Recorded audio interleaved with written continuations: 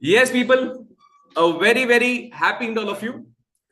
So first of all, people, let me extend a very warm welcome to all my dear lovable students to CA Intermediate Advanced Accounting classes at Kalpavriksha Academy. Yes, you can clap. Clap for me, for this academy, and for all of yourselves. At this very moment, when I'm going to commence this batch, there's a streak of emotion that is running through me. Multiple points. All of you know that this is the first batch of CA Intermediate which has been handled by me. Every year after the foundation classes are getting over, I always used to have that kind of a feeling or a gap that, oh shit, my students are now going to be students of some other faculty, right? And today when I see that, okay, I'm going to retain my students back, that emotion, that passion is there, no, unmatchable, right? Every batch people used to motivate me, sir, you start taking inter. But I had so many responsibilities to take care of. As all of you know, that I handle classes of 11th, 12th, CA foundation, and I do counseling at the CA intermediate and final level. With a lot of responsibility of running this academy, I could barely find time to take the intermediate classes. But now, since Anita ma'am is on board with us for last 2 years, she's been handling a lot of aspects, the management aspects of the academy. So thereby I'm getting some time here and there to prepare and probably roll out this batch for all of you. And constant motivation by you guys also at the fag end of the foundation batch is kind of given me a motivation that, okay, let's do it this time. If you keep on thinking, we'll keep on thinking. Now let's just go ahead with it, right? So with that, bang, we're starting, and I'm very excited. I hope all of you are equally excited. And I'm quite sure that you also have a lot of mixed emotions running through your mind, because today when I'm recording the session for all of you, it is 19th Feb. The foundation results are yet to be announced. So what will happen, what not happen? You have a lot of anxiety running in your mind, so as in my mind. But that's okay. That's one part of the life. We'll accept it the way it comes. So here we have today 3 sets of people. One who have already completed CA foundation, who have passed CA foundation, and here they are with us for pursuing the CA intermediate. So for all those people who have completed the CA foundation, a very hearty congratulations. You've come to CA intermediate level. You've achieved a significant milestone, and definitely we're going to rock from here and take it to the next level at the earliest. And then we have certain people or certain set of people who have given their foundation examination. Results around the corner, expected anytime. So my heartfelt wishes to all of you, my best wishes to all of you for the excellent result, and I'm sure you'll come out with flying colors. And then we have third set of people who are CA intermediate direct entry students who are enrolling into the CA intermediate for the very first time. So guys, I welcome you all to this academy, and the way or the zeal with which I used to take classes for 11th, 12th and foundation, the passion with which I take the classes, the same passion you will get to see at the CA intermediate level. In fact, it is going to be 10x more, because CA Inter is something which is next level preparation required, and I'm pepped up because for me also it's a new batch.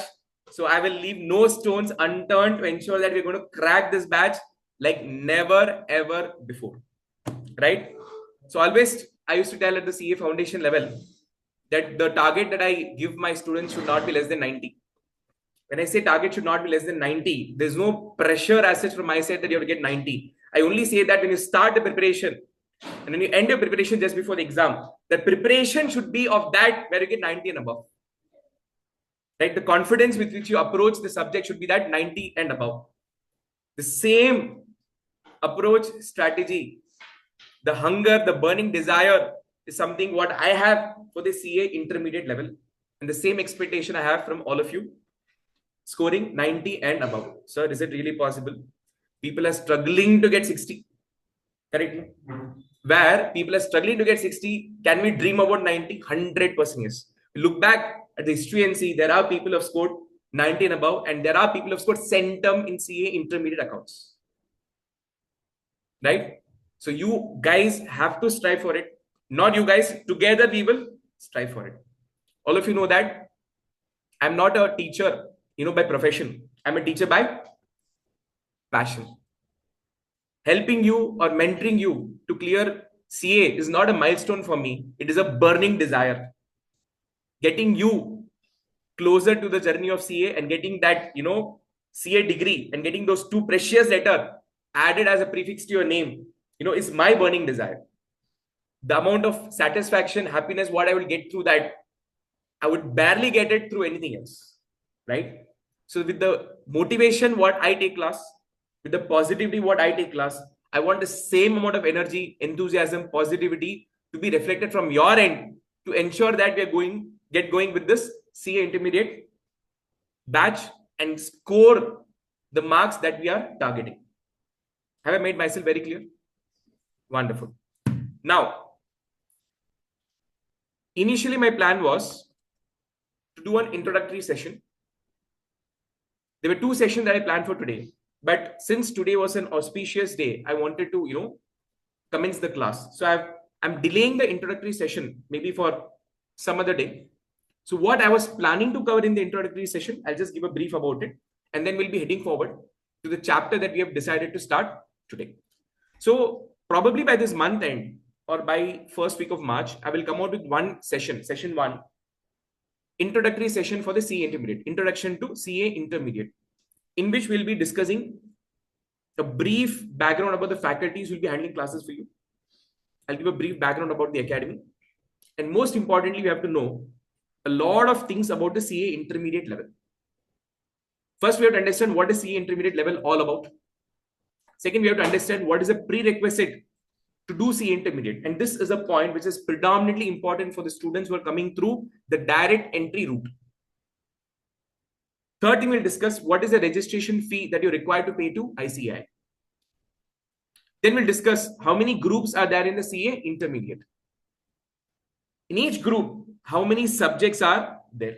A lot of people have a confusion that, sir, should I write both the groups together or should I write one group at a time? So how do we approach it? That also we'll be discussing in this session. The next and a very important question. So what is this exemption?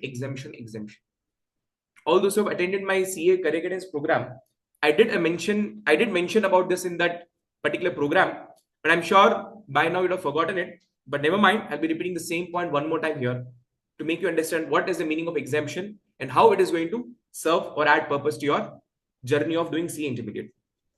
Next, what is a set of benefit? Very, very important. What is the meaning of set of benefit? Next, we have to understand how to secure a rank. If anybody is having a desire to secure a rank, then what should be the strategy? What should be the approach is something which we'll be discussing. And finally, $1 million question. Why do so many people fail in the CA Intermediate examination? Correct? So these questions, are there in a lot of minds of the students, so which I'm planning to discuss, but not today, definitely. Sometime sooner, we'll definitely crack answers to these queries. Then I'm going to come out with a second session, session 2, where I'm going to introduce you guys to the CA Intermediate Advanced Accounting subject. So what are we going to discuss in that? We'll try to first understand what is the old syllabus. And now when the new syllabus come into picture, what are the changes that has happened in the new syllabus is something which we're going to discuss in that session. Also, we'll try and understand what is the examination paper pattern. If you go to the exam hall and sit with the paper, what is the pattern in which the question paper is being given to you? We'll discuss that also. What is the overall chapter-wise weightage that is being provided by ICAI? That I will tell you. Apart from that, I'll also give you analysis from my side, like how I give a foundation. That for every chapter or from every chapter, for every attempt, questions have come for how many marks? Remember, we gave a chapter-wise analysis for the CA foundation. Remember, for company accounts, from this chapter, what type of question came for how many marks? So I used to give chapter-wise analysis. So that also I'll give it, but not in the beginning of the chapter, but at the end of every chapter. So to give you an idea that what weightage does this chapter have from the examination perspective. Then I'll make you understand what are the different ICAI reference materials. People who are coming in the intermediate through foundation route, you are familiar with all these terms, but this is, important for those people who are coming in the CA intermediate level for the very first time through the direct entry route. So I have to make them understand what is ICI study mat, what is the meaning of mock test papers, revision test paper, and past examination paper. So in that session, I'll be discussing all of them one by one. Of all the very important point, the primary reason for your success in the examination is the revision techniques. So I'll also tell you what is the revision techniques to be followed, what are the test strategy to be followed, and how is CA.Prathik Academy going to help you through the counseling process to ensure that you are motivated throughout this journey. And wherever you have a what you call deep depression coming into picture, how do you overcome those difficulty level is what we're going to discuss, right? So all the sessions put together, session 1 and 2 put together, will definitely consume 3 hours of time. So I thought of doing this session today, but I felt today being auspicious day, I was told that, start a chapter today. So I'll be starting with the syllabus. I'll be starting with the subject directly. And somewhere at the end of the Feb month or probably first week of March, we'll come and do these 2 sessions separately. Am I loud and clear? Online people, am I loud and clear? Online people, are you all there? Hello? Yes, sir. Everyone. Yes, sir. Yes, sir. Yeah. Wonderful. Now, let's quickly have a glance of the syllabus that we have in the advanced accounting level. If you look at the syllabus that is being given by ICI, you start shivering. Correct? Look at the list. It goes on and on and on. But don't see all that. So I've given a summary of the syllabus to all of you. I've segregated the chapters into 2 categories. One is standalone chapters and second is accounting standard chapters. In the standalone chapter, the first chapter that we have is financial statement of a company. All of you were introduced to company accounting in your CA foundation level. Am I right? Where you've learned what is the meaning of company, what are the different types of companies, correct? How do you issue share capital? What is accounting treatment for issue of share capital? What is accounting treatment for issue of debentures? What is accounting treatment for redemption of preference share, redemption of debentures? What is accounting treatment for bonus issue and rights issue? It's been extensively covered in the CA foundation level. Here, what are we going to study? We are going to study how to prepare the financial statement as per Schedule 3 of the Companies Act 2013, which means literally you will sit and prepare the balance sheet and the statement of P&L, like how you used to do in 11th standard also. We studied the financial statement of a sole proprietorship concern. In 12th, we had financial statement of partnership concern. Now we have financial statement of companies, right? Lovely chapter. This is the first chapter that we are going to start with. All of you have a familiarization with this particular chapter. So I chose this chapter to begin with. Next comes the next important topic, which is buyback of shares. You can say this is the brother and sister of bonus issue and rights issue. Small topic, sweet topic, easy topic. Next comes cash flow statement. Hot topic, favorite topic for CBC people. Correct? Because they studied this in the volume 3 of DS Reval. 2 methods, direct method, indirect method. In 12 CBC, what is omitted? Direct method was omitted. Now, can you omit in the C intermediate level? No. So you have both direct method and indirect method. Correct? Easy one, which is gone by accounting standard 3, revised. Have you forgotten this word revised? No. First 3 topics, easy topics. Next comes amalgamation of companies. Slightly challenging, but if you understand the concept, awesome chapter. And I have some serious connection with the amalgamation topic. I will discuss when I come to this particular chapter. I'll share my experience with amalgamation topic with all of you. Very easy one. Internal reconstruction. One of the loveliest chapter. I love it. Internal reconstruction. Then we have branch accounting, including foreign branches, which is governed by accounting standard 3. A small glimpse of, accounting standard 11 will be seen here. And then we have consolidated financial statement. So I have some dark memories with consolidated financial statement as well. Like how I have good memories with amalgamation, no? I have some dark memories with consolidated financial statement. So that also I'll share when I do that particular topic. So this is being governed by accounting standard 21 23 and 27. This is one set of standalone chapters. What is the meaning of standalone chapters? Like how we have not-for-profit organization, how we had partnership, independent topic, BRS. These are the independent chapters. Rest all the other chapters are the remaining 21 accounting standards. Accounting standard meaning glimpse of it we have seen in 11th standard.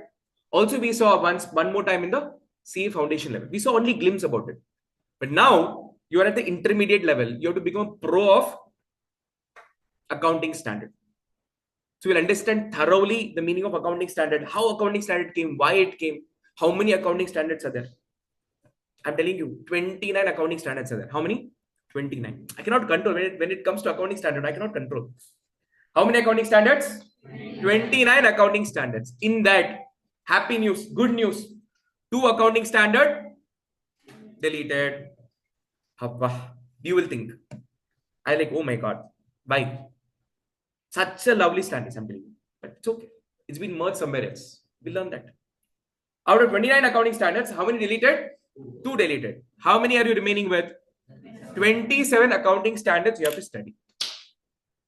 Let me tell you something here. When we were doing CA, inter and final, we had half the accounting standards only in the intermediate level, and all the accounting standards one more time we studied in the CA final level. So 27 accounting standard I studied when in my CA final level. So what I studied in my CA final, you are studying at your CA intermediate level. You cannot imagine how happy, how elated I am. I feel, thank God I escaped. That when I was doing intermediate, we studied only half the accounting standards. You're studying 27 accounting standards. What I studied in final, you're studying in intermediate. Right? For that, you're so sad. Huh? No, I'm telling accounting standards are game changer. It's so easy. People are trying to make how out of it. This is very easy. Like that, people will tell. I will tell. You have to believe. There is no choice. Trust me, I'm telling you. Out of the 27 accounting standards, 6 accounting standard, you will get it covered in your standalone topics. Am I right? Accounting standard 3, accounting standard 14, 11, 21, 23, and 27. So out of 27 accounting standards, 6 standards are getting covered in your standalone chapters. So how many are you remaining with? 21 independent accounting standards. Hey, you are familiar with that, man. Accounting standard 2, valuation of inventories. You forgot, huh? Easy only, no? Like that only other standards are there. Remaining standards. AS3, cash flow. Easy only, no? Like that only remaining accounting standards are there. What a big deal. Now, this is the syllabus that is given by ICA. Looking at this, people get scared. So that's why I don't prefer showing this. I have given a summary. This much only I have to study. That's all. Motivation is high. Not high. Okay. Give me 2 more hours. I'll take your motivation to next level. Trust me, I'm telling you. Nothing man accounts, I'm telling you. Jujube chapter this is. Or Jujube subject, I will tell you. The first topic that we're commencing today is, guys, preparation of the financial statement of companies. So directly if I start schedule 3 financial statement, that flow is not coming. That momentum is not coming. So what I'll do? I'll come from the scratch. 11th, no, not 12th. 11th will come from 11th standard. I'll take 1 hour of your time to revamp your basics. We'll touch here and there and come. I'll not take full basics. We'll touch few things here and come. I'll just try to refresh your old memories. And in this process, I'll see how many of you remember these points and how many of you have forgotten these points. So are you all ready? No energy. Okay. Offline people, dull energy. Okay. Manageable. Online people, no energy. Nobody is responding. All set. Can we start? Full energy, sir. I'm full energy. I'm Jaishri ma'am, always energy, ma'am. What about other people? Other people? Everyone is sleeping, is it? Akshaya, Bharani, Sumanyu, Dev Sharmi, Dhanvansai, Driza, Haricharan, Hema, Jivika, Lokesh. What happened, man? Madhu, Mevarshini. Hello, all online people, are you all there? Yes, sir. Yes, sir. Chalo, let's revamp the basic accounting process. My favorite dialogue, my favorite statement. Accounting is a systematic process of what? Identifying a business financial transaction, BFT. What does B stands for? Business. What does F stands for? Financial. What does T stands for? Transaction. Wonderful. My question goes to all of you. What is the meaning of transaction? Exchange between two people. Want a Hmm. between two people. Very good. Transaction means goods, service, or money exchange between two people. In that, one is business, and another is third party. One more time. Transaction means what? So we're exchanging. What are we exchanging? Goods or services or money. In that, one person is business for whom we are accounting, and second party is third party. Between them, there's some exchange happening. Exchange is happening of what? Goods, service, money. Now I'm giving service. In return, what are you paying me? Money. Is this a transaction? Yes. What transaction? Service transaction. Service transaction. You go and give, let's say, 10,000 rupees to the bank. Cash deposited 10,000 in bank. So this is a transaction between business and the bank. And what are they exchanging? Money.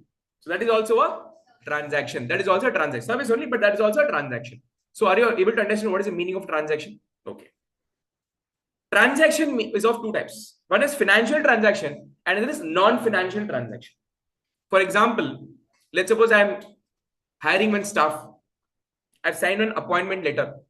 Can I say that is also a transaction? I give an appointment letter to my staff, telling that from coming 1st March onwards, please join my company.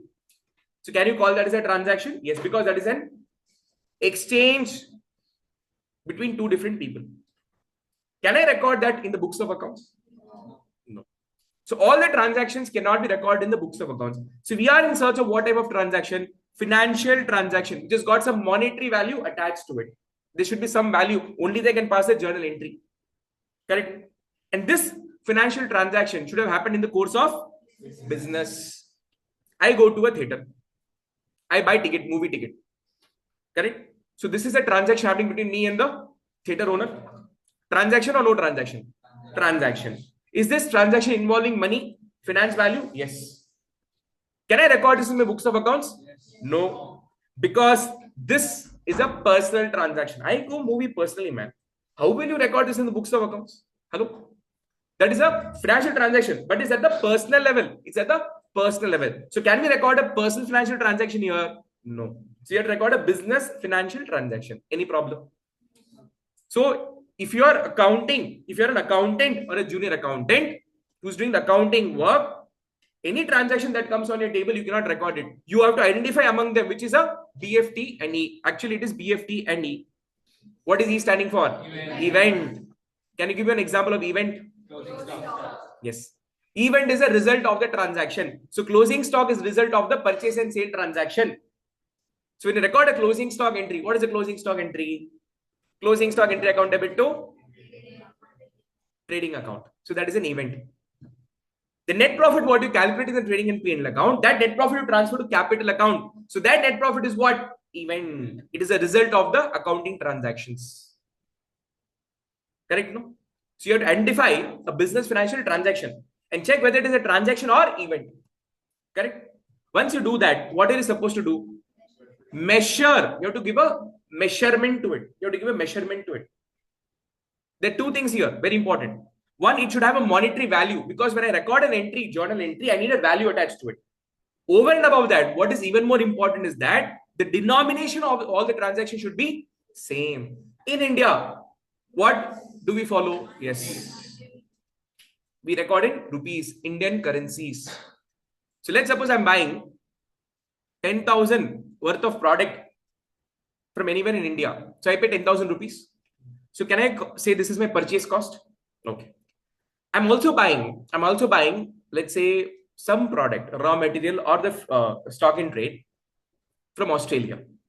And they want me to pay $1,000. How many dollars? 1,000 Australian dollars. If I add both and say 11,000 is my total purchase expenses. Can you digest it? No. What is the problem here? Sir, in mathematics, we have learned that only two. Yes. What is it called as technically? Mathematics.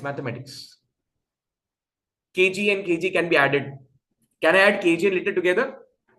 Unit of measurement should be same. If you want to add something, the unit of measurement should be same. Here the unit of measurement is in rupees INR and this is in dollars. Can I add both? No, because the unit of measurement is different for both these transactions.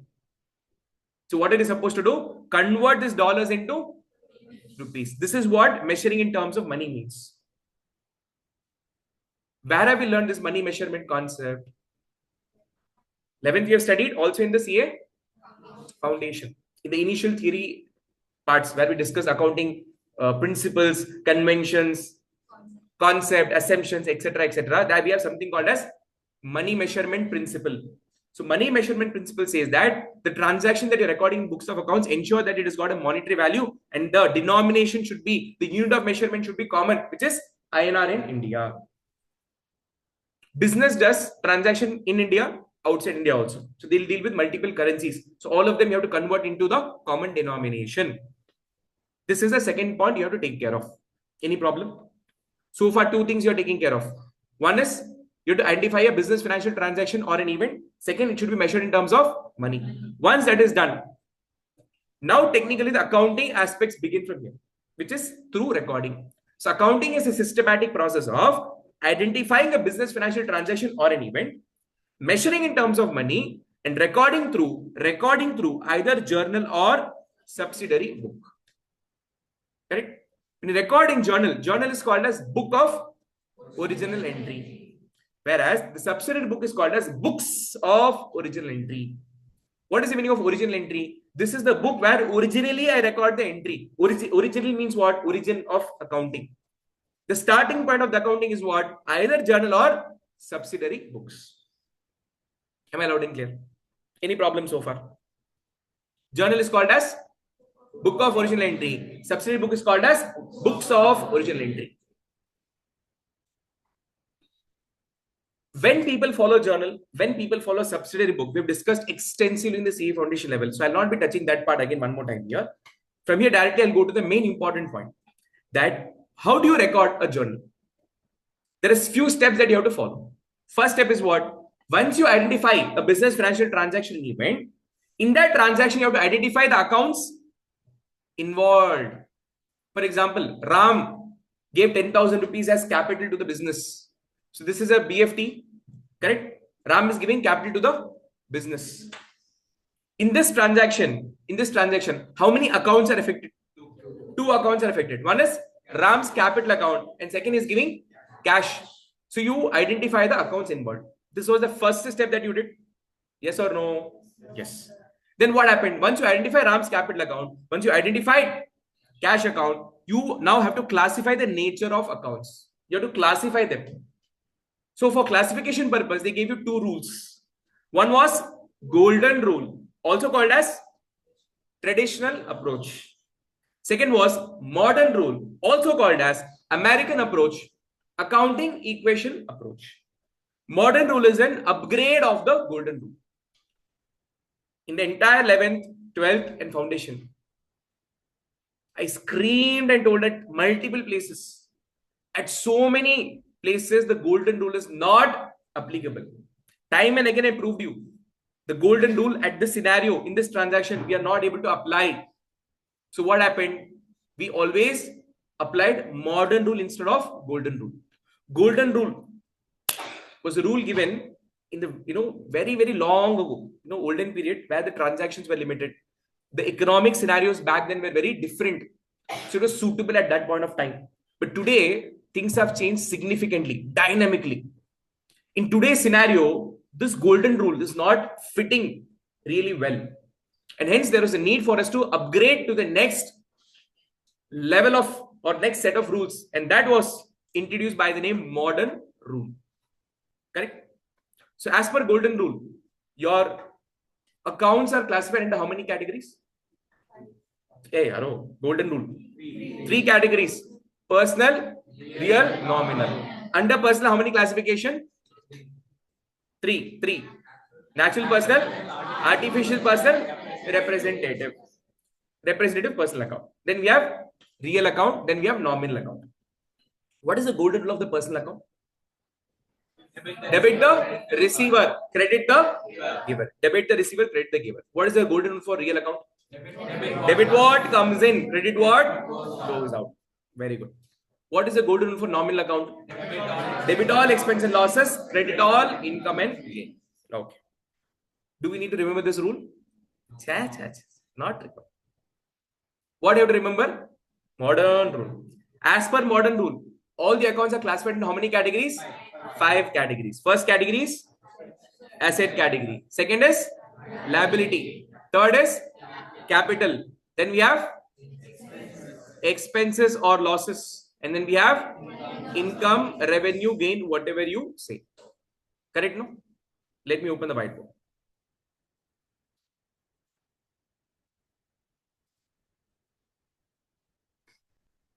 As per a modern rule, you can classify accounts in any of the following 5 categories. The first category is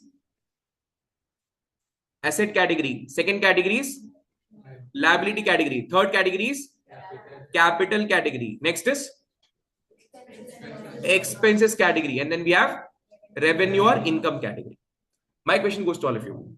What is the nature or what is the balance generally of asset account is? All the assets possess debit balance. Liability and capital? Very good. Credit balance. Expenses? Debit balances. And revenue will be your credit balance. What am I doing now? Am I sitting and teaching intern now? No. We are just touching base upon the 11th, 12th and foundation. Whatever we have studied there in depth, we're doing a recap of that. Why? So that we can set a momentum for the topic that I'm going to start after 1 hour. When you say asset is having a debit balance, to increase an asset item, what am I supposed to do? Debit. To decrease an asset item, what am I supposed to do? Credit. Any difficulty? Liability, you said credit balance. Now tell me, to increase liability, what am I supposed to do? Credit. And decrease liability, what am I supposed to do? Debit. Expenses, what balance you said? Debit balance. To increase expense? Debit. Very good. To decrease expense? Credit. To increase income? Credit. To decrease income? Debit. I used to ask people one question. What is the meaning of debit and credit? Correct. That is my answer. I used to ask people, you will not believe now also, when I made this ad that we are going to start CA inter classes and all, so people saw that ad and they called me.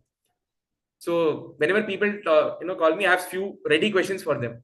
So same question I shot them also. What is the meaning of debit and credit? So debit what comes in, credit what goes out. Debit the receiver, credit the giver. A donkey fellow. That is not meaning. That is rule. It's a golden rule. What is the meaning of debit and credit? Simple language, layman language. Don't complicate. Debit and credit is nothing but plus and minus. What is debit and credit? Plus and minus. This plus symbol is wrapped up with a wrapper name debit. This plus symbol is wrapped up with another wrapper name credit. Minus is wrapped with debit. Minus also is wrapped with credit. You don't believe me? Very simple. Please tell me. Ram gave 10,000 as capital in form of cash. What is the journal entry? Cash account debit to Ram's capital. Okay, let's say he gave 10,000. Ram after 1 month gave one more 15,000. What entry? Sir, same entry, sir. Cash account debit to Ram's capital 10,000. Correct? Now please tell me, if I open cash account, what will be the posting? 2 Ram's capital 10,000. 2 Ram's capital 15,000. Both added together is how much? 25,000. This is of which side of the ledger? Debit side of the ledger. So here debit is acting as what? Plus. Oh my God. Coming to Ram's capital account. Ram's capital account. What is the posting, Manisha? By cash. 10,000. Next entry. Sir, again by cash. 15. 15. Say no left. Oh, sorry. My mistake. Okay. How much? 25,000. This we are adding on which side? Credit side. Adding on credit side. Oh my God. Debit also is plus. Credit also is plus. Next entry. Ram withdrew 5,000 rupees as capital. What is withdrawal entry? Ram's capital to cash. 5,000 rupees, 5,000 rupees. What is the posting in cash account? By Ram. How much? 5,000. So what is the balance left? 20,000 balance left. This 5,000, which side did you record? Credit side. With 25,000, I subtracted 5,000 to get this 20,000. So your credit is acting as minus. Oh my God. How many of you didn't know this plus and minus? Debit credit is plus and minus. All of you knew this? Sir, we know that's why you're sitting in CA intermediate, sir. Sorry. Bad question. Now, what is the posting in Ram's capital account? To cash. How much? 5,000 rupees. Which side are we recording? Credit side. If debit, sorry. Should not scold for that and all. Tell politely. Debit is what now here? Plus or minus? Minus. Credit is plus here. Debit is minus here. In which account? Ram's capital account. Ram's capital account is what classification? Capital classification. To increase capital, to increase liability, credit. To decrease, debit. But when it is coming to asset account, the nature is changing. Cash is asset. Asset is giving debit balance. Now for a debit balance item to increase, what am I supposed to do? Debit is add. Credit is minus. Imagine if this debit and credit was not there. Always people get confused. What I should add, what I should minus. With what I should add, with what I should minus. So what they did is they came out with a beautiful structure and process of accounting called as double entry system of accounting, where you just have to apply the rule. Creation of journal, posting to ledger. Automatically the process will take care of what to be added and what to be subtracted. For example, this cash ledger when I opened, you know how to balance the cash ledger. What you did? You saw which side total is highest. So in cash account, which side total is highest? Debit side total is highest. So you added and you subtracted to the credit side. Did you apply your mind that okay, this I have to add and have to minus? Did you put a thought process to it, or automatically you did it? It just happened in the flow. Because from 11th standard you're practicing this ledger. You know that ledger, in the ledger, whichever total has got the highest, whichever side has got the highest total, whichever side has got the highest total, we add that and minus it from the opposite side. So this entire system automatically took care of the addition and subtraction. You don't have to put your thought process as to what I should add and what I should not add. What I should minus and what I should not minus. You will not consciously think about it. Things will happen in the flow automatically. That is the beauty of double entry system of accounting. Am I loud and clear? Online people, am I loud and clear? Yes, sir. $1 million question. What does DR stands for? In school, what did you learn? You tell me first. Cash account debtor. You manasu taangave illappa enakku. Every school teacher, be it state board, be it matriculation, be it CBSE. Why debtor also? I'll give you logic also. I'll tell you why debtor. This DR is called as abbreviation. Abbreviation comes from the main word. In the entire accounting, DR, these two letters are there only in one word. Debtor. D and R. Everybody assumed, oh, debtor, DR. DR stands for debtor. Looking at this, sir, look at the past, have got heart attack. You know who's that? Who's that? Father of accounting. Hello. People are giving me look. Who's that? Sir, look at the past. You know who's that? He's the father of accounting. He gave the concept of double entry system of accounting. He's an Italian mathematician. He's a mathematician. He developed this concept of accounting. In their language, it was debteur. What is it? Debteur. And in their language, it was creditor. That gentleman, poor fellow, every time cash account debteur to Ram's capital account. Debteur, creditor. So confusing, you know. So what he did, poor fellow? He said, okay, DR I'll do. CR I'll do. Who's written at debteur, creditor every time? He said DR and CR. In India, what did we do? We converted this debteur into debit and we converted the credit into credit. Our language we adopted. But as a token of respect to the gentleman, we said that, okay, this abbreviation was given by him. So let's retain the abbreviation as it is, as a token of respect, as a token of love and affection. We kept DR as it is, what he gave, but debit was changed to debit, credit was changed to credit. Now this history nobody knows. Correct? No? Unless until you come in CA, nobody knows. So what people said? Oh, DR, where this DR comes in the entire accounting? Oh, debtor only it comes. Oh, cash account, debtor. They decided. Imagine what will be the plight of the gentleman sitting in heaven. Pavi fellow, DR stands for debtor and debit. You are telling donkey fellow, debtor. Who is debtor? He is the customer of our business. Who is debtor? He is that gentleman to whom we have sold the goods on credit. That fellow is called as debtor. And we are putting everywhere debtor. Up for credit sale, what entry will you pass? Debtor account, debtor to cash. Or debtor account, debtor to sale. What is this? So DR stands for debit, not debtor. Confusion's clear? Hello? No energy. Piyush? Loudly, everybody. Okay, wonderful. Coming back. So now you will start classifying the accounts as per modern rule. Will be throughout foundation we applied only modern rule. And inter and final also will be only applying modern rule. In your articleship also will apply modern rule. After you become C also will apply modern rule. Future kids will come. No? To them also will teach modern rule only. Not golden rule. Golden rule will be there in syllabus till that time or not, I don't know. But modern rule will be there. So do not forget the concept. Now, once you classify the accounts as per modern rule, you have to apply the rules of debit and credit. So rules of debit and credit we discussed. This is a rule of debit and credit. And we are following what entry system? We are following double entry system of accounting, which says what? Every transaction should have twofold impact. In that one should be debit, another should be credit. If any account is prepared on a single entry system, what is the plight and condition of that entity? We have seen in the CA foundation level. We had a chapter by name accounting from incomplete records. Correct? No? Was the financial statement reliable there? No. Can you invest in those companies which are preparing accounts on the single entry system? No, because the account is not reliable. There's no transparency. There's no comparability. There's no understandability.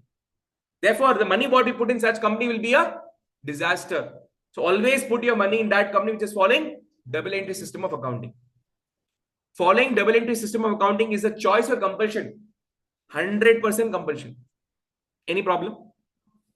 So accounting is a systematic process of identifying the business financial transaction, measuring in terms of money, recording through journal, and classifying through ledger.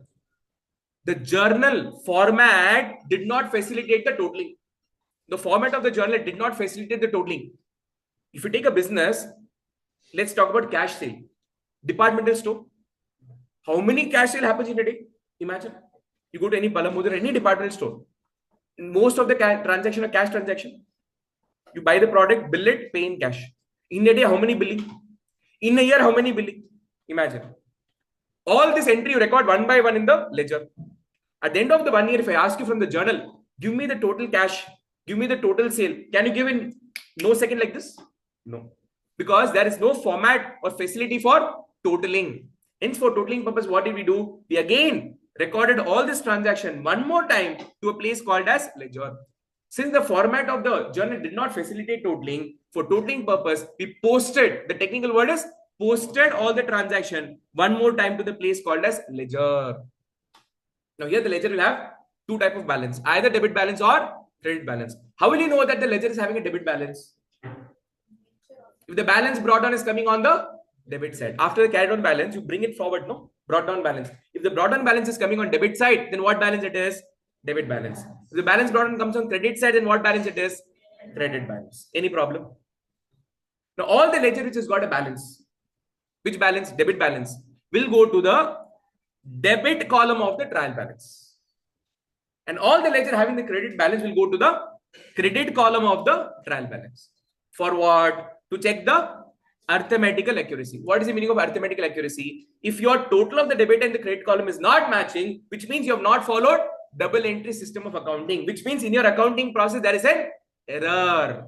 To find out that error, double entry system of accounting is helpful. Trial balance is helpful. To find out this error, preparing the trial balance is helpful. If the trial balance both sides total tally, debit and credit column tallies, which means double entry is being ensured. Just because your just because your trial balance is tallying, does it mean that your financial statement could be free from misstatement? No. Probability of the mistakes could be there. Hence, for that purpose, what do we conduct? Audit. What is audit? You will study from the audit faculty. Am I clear? Correct, dana?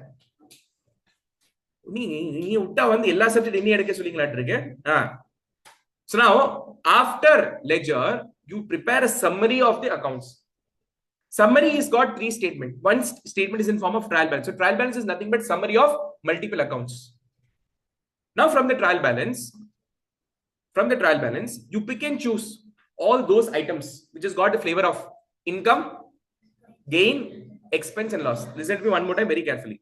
In the trial balance, you'll pick and choose those items which has got the flavor of income, gain, expense and losses. Typically the nominal accounts. And you will record them where? In the trading and P&L account by passing a closing entry. Very good. And then after that, we are remaining with the remaining accounts in the trial balance, which has now got the flavor of asset, liability and capital. Those items are transferred to the balance sheet as it is. So trial balance, P&L and balance sheet is nothing but summary of the accounts. Trial balance is a summary which has got its own things to communicate.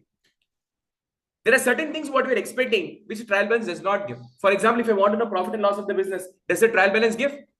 Does the summarized trial balance give me that information? No. So for that, we created one statement called as trading and P&L account. Trading and P&L account will give you the profit and loss of the business. What is the profit earned and loss incurred by the business? That is called as financial performance of the business. So if I want to know how the business is doing, what is the performance of the business, which document should I refer? Which document should I refer? Trading and P&L account. Profit and loss account, statement of P&L, whatever name you see.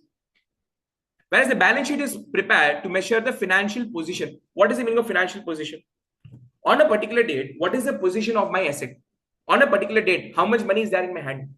On a particular date, how much of my money is there with the bank? On a particular date, how much money I am supposed to receive from my debtor? On a particular date, how much money I have to pay to the creditor? I need to be aware of it, no? I have to be aware of it. So those items what I own, how much I should receive, how much I should pay to somebody, whatever memory related items are there, no, that goes through your balance sheet. Because we people are gajani. You know gajani? What boss? What is the fundamental problem of gajani? He'll forget. So what does he do? All over body he'll write and kirkify. Can we sit and do all that? Oh, from this debtor I have to receive so much money. To this creditor I have to pay so much money. Does it make sense? No. So what we did, we are gentlemen people. We don't do all this nonsense. We record all the information, not on body, but on paper. That paper is called as what? Balance sheet. Accounts balance sheet. So trial balance is prepared to check the arithmetic accuracy. Profit and loss account is prepared to evaluate the financial performance of the business, which is profit and loss. And the balance sheet is prepared to find out the financial position of the business. Whatever I'm discussing now, it's got 100% something to do with the first chapter that I'm going to start at the CA intermediate level. As a CA, we will never waste time anything on the unwanted things. Correct? This time is money. Precious before becoming CA.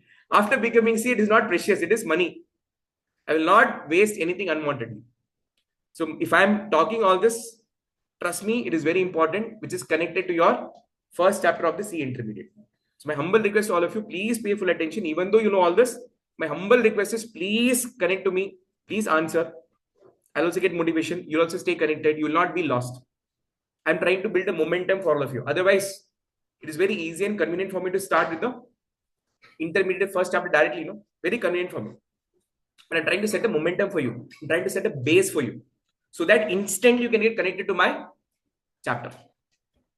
Next, once you prepare the financial statement, guys, profit and loss and balance sheet put together is called as financial statement. Once the financial statement is prepared, is your job done and over? No.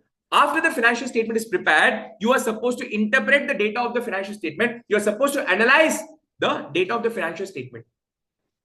There are multiple tools to evaluate it. You have studied all of them.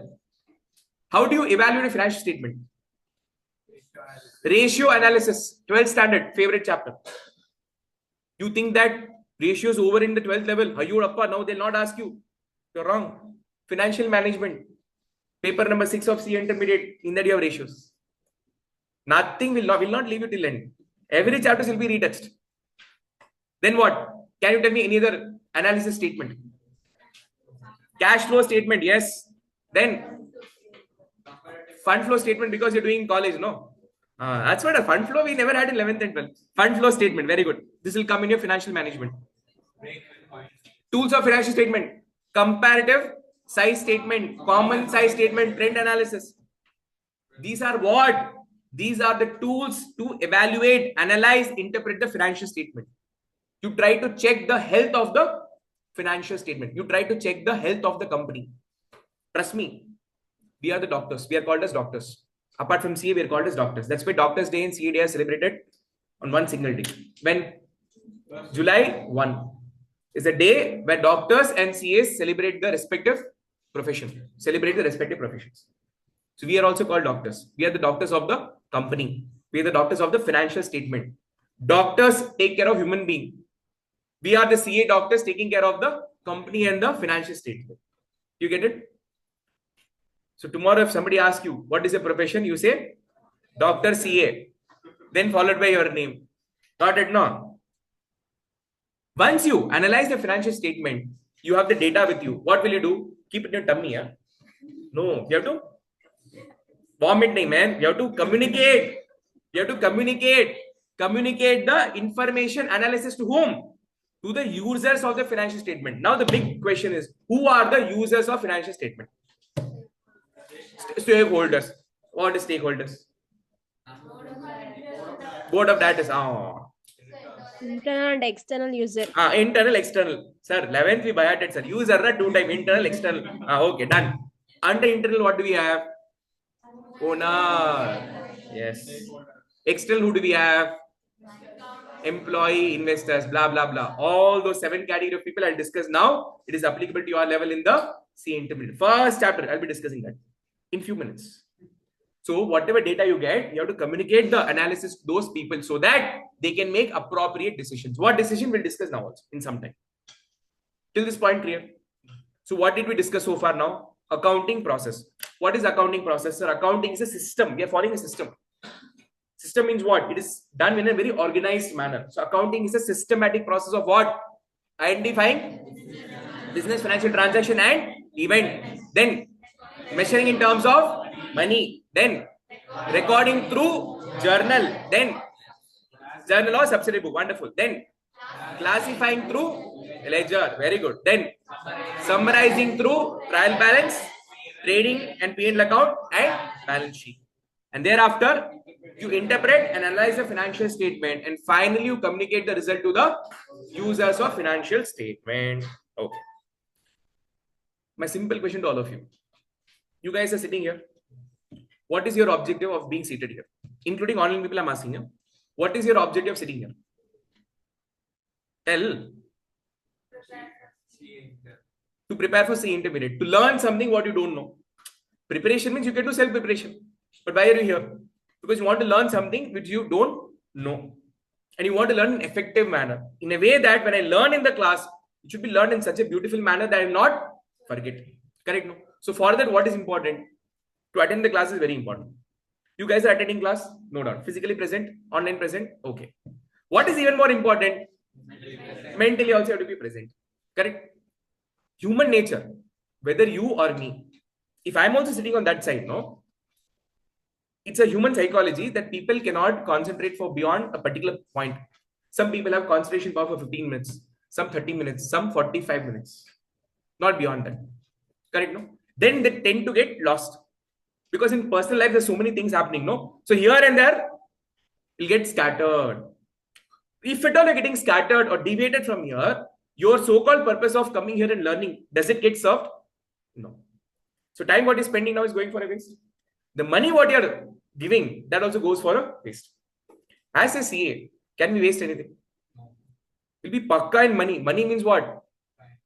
Urruva kudutha vandu 2 ரூபா benefit varanum. That is pakka CA mindset, correct? Now here few people are like that. They'll give 100 rupees money, but they'll take only 10 rupee value from me.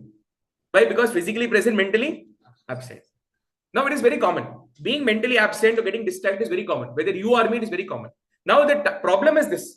Distraction is happening. Problem is that. Now what is the solution to not get distracted? Answering. Correct? The more you keep on answering my questions, what happens? You'll be connected to me. You'll be consciously connected to me. In that case, even if you want to get deviated, no, you cannot get deviated. Correct? So why do you think I keep on asking the questions to you? So that you answer. When you answer no, when you just open your mouth and just do this vibration, there's a whole lot of vibration happening here. And this vibration will keep your mind active. You'll not go to sleep mode. Like that he's yawning, no, you'll not feel like yawning. I'm talking about sleeping, this donkey fella is yawning. Very good. Now, correct, no? So the reason why I keep on asking questions n number of times is to keep you connected to me. So that the entire purpose of you and me sitting here is getting achieved. One best way of not deviating. Second best way of not deviating. Whenever you feel sleepy, disconnected, have chilies, green chilies, spiciest. If red are spiciest, go for it. Have those green chilies, red chilies. I dare you sleep for 15 minutes after. Second remedy for your problem. Third remedy. The person sitting next to you. Just do. Call them. Nicely pinch me. Somewhat tight pinching. That area should become full red. In such a way that next 2 days you cannot sleep on that side. To that level you pinch. I dare you sleep for next 2 hours in the class. Trust me, I'm telling you. Effective model. Try and see. So many of you sitting here have already done it. Correct? No pinching model. People have done, no? Akshara? Pinching? Then what? So from now onwards, if I ask questions, what will you do? Answer. If anybody is not answering, what punishment can we do to them? Or what punishment can we give to them? What punishment? See, punishment should be for them. And that should be entertainment for us. I can make you come stand here, sing, dance, comedy. That is a punishment. And I'm telling you, if I do it, if I ask you to come, then you have to come. There's no escaping. I'm telling you. Concentrate. Anyways. Can I go to next segment? Can I go to next segment? Yes, okay. In India, if you want to do business, you can do business in any of these 3 models. The 3 types of business in which you can operate. First is manufacturing business. Second is trading business. Third is service. The person who is doing manufacturing is called as a manufacturer. The person who is doing trading business is called as a trader. And the person who is doing service is called a service provider. Any problem?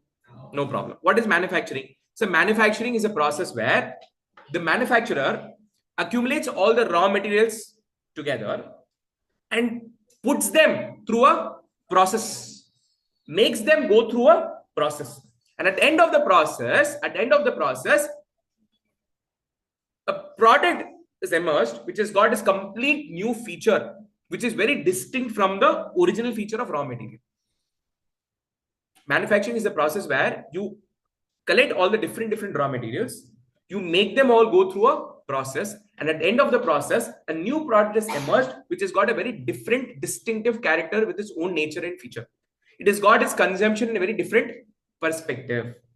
Am I clear? For example, my favorite manufacturing process. Cake. What is the process of manufacturing a cake? We need what? All the kinds of raw material. Can you please name them? Wheat. That's not wheat. Wheat flour. Okay. Then milk. It's not milk. It is condensed milk. Please get yourself corrected. It is condensed milk. You need milk also? Sorry. Milk also is required.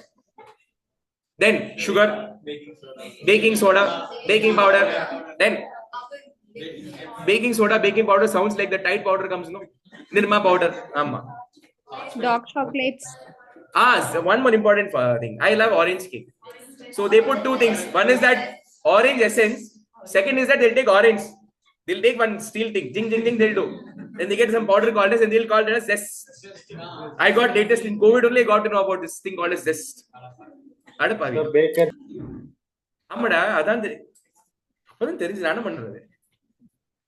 So these are the raw materials. Any problem? Now what happens? All the raw material you put in one gunda. Tamil, that's what we say, no? But in English, what do we say? A bowl. Okay. You put all of them and then what you do? Whisker. Stir, whisk, whatever you say. You get one item that is called as batter. You will not believe, I used to call that dough.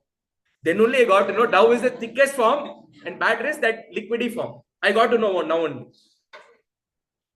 What an insult to me. No? But anyways, see, CA means always learn till end. Every step you'll have something new to learn. So don't feel bad about it.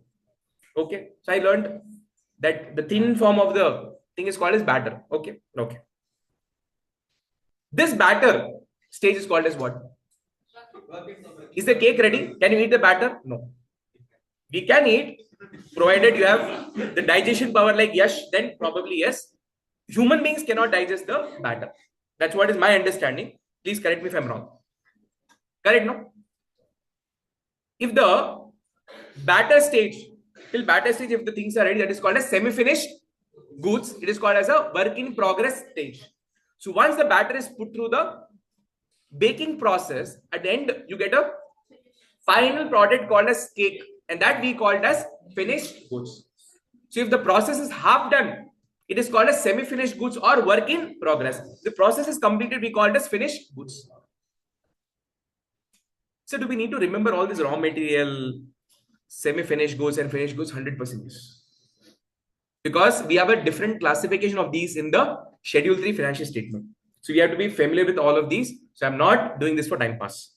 Now, in the manufacturing business, what happens? You are taking the raw material, you're putting through a process. At the end, you're getting a product which is totally different. You're altering the character of the product. You took that wheat flour and converted to cake. So wheat flour has got a different consumption. Cake has got a different consumption. So the final product of the manufacturer is called as finished goods. Manufacturer will call this as finished goods. And this product manufacturer will sell to whom? The wholesaler, distributor or retailer. For that person, for that wholesaler, retailer and the distributor, the very same product which is finished goods for the manufacturer, for them it is stock in trade. For them it is stock in trade. So the cake for the manufacturer who's manufactured it, for him it is a finished goods. And the person who's buying the cake for selling purpose, for him that is a stock in trade. So what is the purpose of trading business? I'm buying the goods and selling as it is. I am not doing any alterations to the essential character of the product. That is called as trading. Any problem? This is trading business. Then comes service business. So what we are doing, what I'm doing is a service. I'm sharing my intellect, my imparting my knowledge, skills, and against it, I'm charging money. So what type of this is? This is a business of service. So I'm a service provider. You are a service receiver. This term is very important in the GST. Service provider and service receiver. Are you able to understand this type of business model which I discussed now? Are you all familiar with the words? What is raw material, semi-finished goods, finished goods, stock in trade? Any problem in this? No problem. Now, in India, if you want to do business, you need to have a particular form or a body in which you can operate the business. What are the different forms in which you can do business? The first one is sole proprietorship concern. In the sole proprietorship concern, the single person who's got the idea of doing the business, he's that single person who invests money for starting the business. He's a single person doing all the work. And at the end, whatever the profit is coming, he's a single person who will reap the entire profit. So it is basically a one-man show. But this sole proprietorship business suffers from certain inherent limitation. What are those limitations? We discussed extensively in the CA foundation level. And to overcome that limitation, we form a new type of business called as, or new organization called as partnership. But two or more people come together with the objective of doing the business and earning profits out of it. In the partnership business, again, we had certain inherent limitation. To overcome such limitation, people formed LLP, Limited Liability Partnership. In the LLP also, people had certain inherent limitation. And to overcome that, people formed companies. So these are the different forms in which you can operate your business. My simple question to all of you, in the 11th standard and in the CA foundation, we studied something called as preparation of the financial statement of a sole proprietorship concern. You prepare trading account, P&L account, balance sheet, etc., etc. Is the sole proprietorship concern governed by any act? Is there any rule book to be followed? The answer is no. The sole proprietorship business is not governed by any act at all.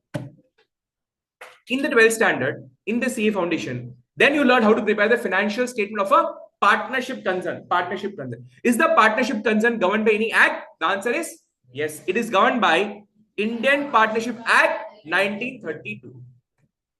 In 12th standard and in CA foundation, we learned something called as company. Is the company governed by any act? Yes, it is governed by Companies Act 2013.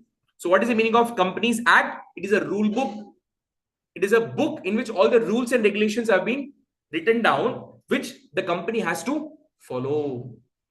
Partnership Act is a rule book where all the terms and conditions of the partnership is being mentioned, where the partnership firm has to follow. Am I clear? My question goes to all of you. In the Partnership Act, anywhere have they given that you have to prepare the financial statement in this manner only? Like that, have they given you any compulsion or any format? That you have to prepare trading account like this only. Debit side will be all expenses. Credit side will be income like that. Is there any format given in the Partnership Act? No. P&L you have to prepare like that. Have they given any format? No. P&L appropriation account we have to prepare. Is there any compulsion? No. So what are you saying, sir? In the entire 12th standard partnership and foundation, we prepare trading, P&L appropriation. We learn how to prepare appropriation. Then who gave all that? Oh my God. It's not there in act? The answer is no. I was running a CA practicing firm. We had a partnership concern. You know, no? You're not now. Maybe once you do audit, you get to know. If you're practicing in future, you can either practice as a sole proprietorship concern or partnership. You cannot do company. So we were firm. We never prepared P&L appropriation account. Oh my God. We never prepared P&L appropriation account. Preparing P&L appropriation account is a choice. So that time you didn't tell. That time I didn't tell a lot of things. I told you a lot of things which is false also. Why? Because the book is saying, if I teach something which is very different and practical, will you come to my class? Hey, sir is teaching everything wrong. Yeah. Book is saying something, sir is telling something else. About what I did? Oh, people are thinking like that. Okay, we'll go with the flow. We'll go with the flow. Where opportunity comes, now the right opportunity is coming. So then, who prepared trading and P&L account? Who prepared P&L appropriation account? Who gave that format? Have you heard this thing called as accounting conventions? Have you heard something called as accounting conventions? Now we'll understand. Meaning of accounting conventions. Accounting conventions are informal accounting practices and the principles adopted by the accounting bodies, followed by the enterprise over a period of time in the absence of formal rule or regulation or principle or standard prescribed by any law. I'll tell one in simple language. Simple language. In the olden days, there's no as such rules and regulations. So when a person was doing a sole proprietorship business, he went and approached a so-called accountant back then, CA or non-CA, we don't know, requesting him to prepare accounts. So at that point of time, that gentleman prepared the accounts in such a way that he called this as trading account. He here left-hand side record all the expenses and right-hand side recorded all the income. How did he create this format? He copy-pasted this from the rule of debit and credit. Which rule? Golden rule. Golden rule. 3 classification, personal, real and nominal. What is the nominal rule says? Debit all expense and losses. So debit side, let's record all the expenses, losses. Credit side, let's record all the income and gain. So what the rule was that? No, he gave a structure to that rule in form of trading and P&L account. Because even till today, for a sole proprietorship business, there is no act which prescribes the format of preparing the financial statement. So people, where the format is not there, they try to do the format in their own way, no? So in the olden days, people followed this format, and thereafter, we also started adopting the same format, and till now, they're following the same format. So what is accounting convention? Accounting convention is informal way of recording the accounting transactions. It is informal way of presenting the financial statement, which is followed by the enterprise in the absence of the rules and regulations.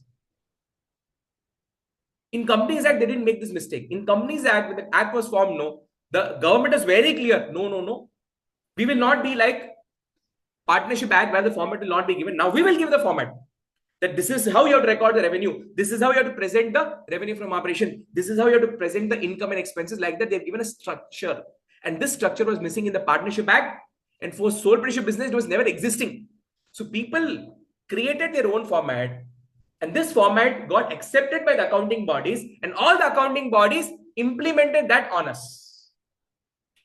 So if you go and refer any act or any rule book, there is no mention that a trading and P&L account should be prepared in this way. It has not been mentioned anywhere. But for our convenience, over a period of time, we adopted it. And we just kept on blindly following it for our convenience. Can I prepare a trading account with recording the expenses on this side and the income on this side? Yes. Will I get the same profit and loss? Yes. I'm telling you, record all the debit side income. Credit side expense. Will this ledger say, no, cheating you did, format you changed? I will not give the answer. You get lost. Will this format say, still get the profit and loss? Balance sheet. If I record asset here and liability here, will the balance sheet say, get lost, you're cheating with me? Asset should come on the right hand side, liability should come on the left hand side. You're changing the format. I will not tally myself. Will the balance sheet say like that? No, still the balance sheet can tally. But why are we following a structure? So that there is uniformity. You take any balance sheet of a sole proprietorship concern or partnership concern. Liability is on the left hand side. Asset is on the right hand side. Why? Yes, why? To ensure uniformity, comparability, transparency, relevance, etc., etc. So for that, when format somebody gave, we felt that okay, why to disturb all this format? We also followed the same format. This is accounting convention. So what is accounting convention? There was some informal way of presenting the accounts, which was followed by the people in the past. And that was adopted by the accounting bodies, like example ICI or ICMI, whoever it is, they adopted it and they felt that, okay, what is wrong in it? If everybody is okay with it, continue. And that kept on continuing till now. Am I clear? So there is no as such format in which you have to present the financial statement. But that is not the case when you come to companies. Companies have given everything in a very structured manner. What is that we'll discuss today? So now, in case of sole proprietorship concern, format of the financial statement is adopted in accordance to accounting conventions. The format of the financial statement is adopted in accordance to the accounting convention. It is not given by any act. Even for partnership, the format of the financial statement is adopted in accordance to accounting convention and not given by any act. If I'm a sole proprietor, I could be either into manufacturing business or non-manufacturing business. Manufacturing business, all of you know what it is. Non-manufacturing means what? I could be either a trader or service provider. If you're a non-manufacturer, people believe that, okay, let's divide the account into 3 stages. Trading account, P&L and balance sheet. So you used to prepare a financial statement by name, trading and P&L account and balance sheet. Then in foundation, you came out with the concept of preparing financial statement for a manufacturing entities, where we were taught how to prepare the manufacturing account. Is preparing manufacturing account compulsory? No. It is for your convenience. If you feel that I should have a separate manufacturing account to calculate the cost of production, then I'll record everything in the manufacturing account. If my transactions are that heavy, then I have to record them separately. You'll take it in the manufacturing account. Otherwise, you can record everything in the trading account. In 11th standard, what did we learn? In debit side, what do we record? Direct expenses. Direct expense means what?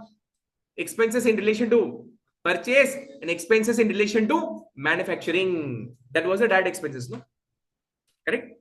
So some people felt that, no, I have to show manufacturing separately. So he prepared manufacturing account. Some manufacturer felt that my transactions are limited. I don't need to prepare a separate manufacturing account. So he recorded all the manufacturing related expenses in the trading account itself. Why? Because there is no act which is telling that you have to prepare manufacturing. There's no compulsion laid. So based on our accounting conventions, based on how our grandfathers, great grandfathers followed one system and process, we also kept on following the same process. Am I loud and clear? If you are a partnership concern and if you're a non-manufacturer, then they said that the accounting bodies generally suggested that you have to prepare trading, P&L and P&L appropriation. This was a suggestion given by the accounting bodies. To adopt or not adopt, it's your choice. and then balance sheet. If you're a non-manufacturer, sorry, if you're a manufacturer, then manufacturing account, if you prepare, it is better. It was suggested by the accounting bodies. To follow or not follow, it is your choice. Then you have to prepare trading account, P&L account, P&L appropriation account, and then balance sheet. But if you are a company, you are governed by Companies Act 2013, and in Schedule 3 of the Companies Act 2013, they have structuredly provided the format of the balance sheet in a way that you can't alter a single letter or word in that. You cannot change the order as you feel like. If you remember, in the trading and P&L account, there is balance sheet what you prepared. In the case of partnership and sole proprietorship concern, in trading and P&L account, you write the expenses in any order. Your order will be different, your friend's order will be different. Correct? Do you agree with me? There's no order that I record salary first, then office rent next. There's no order like that. So people follow their own order. Even for that matter, some entities, when they prepared the balance sheet, they didn't follow any order. Some people recorded cash in bank in the beginning.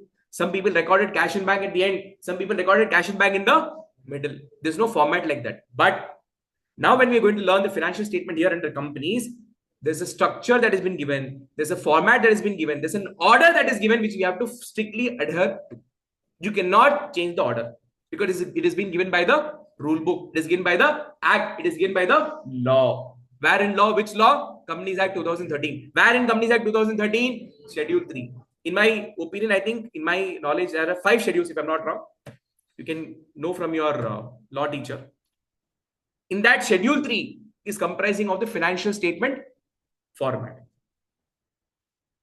So the format of the financial statement is provided by the Companies Act 2013, and the Schedule 3 is given or said that the following documents you have to prepare while presenting the financial statement.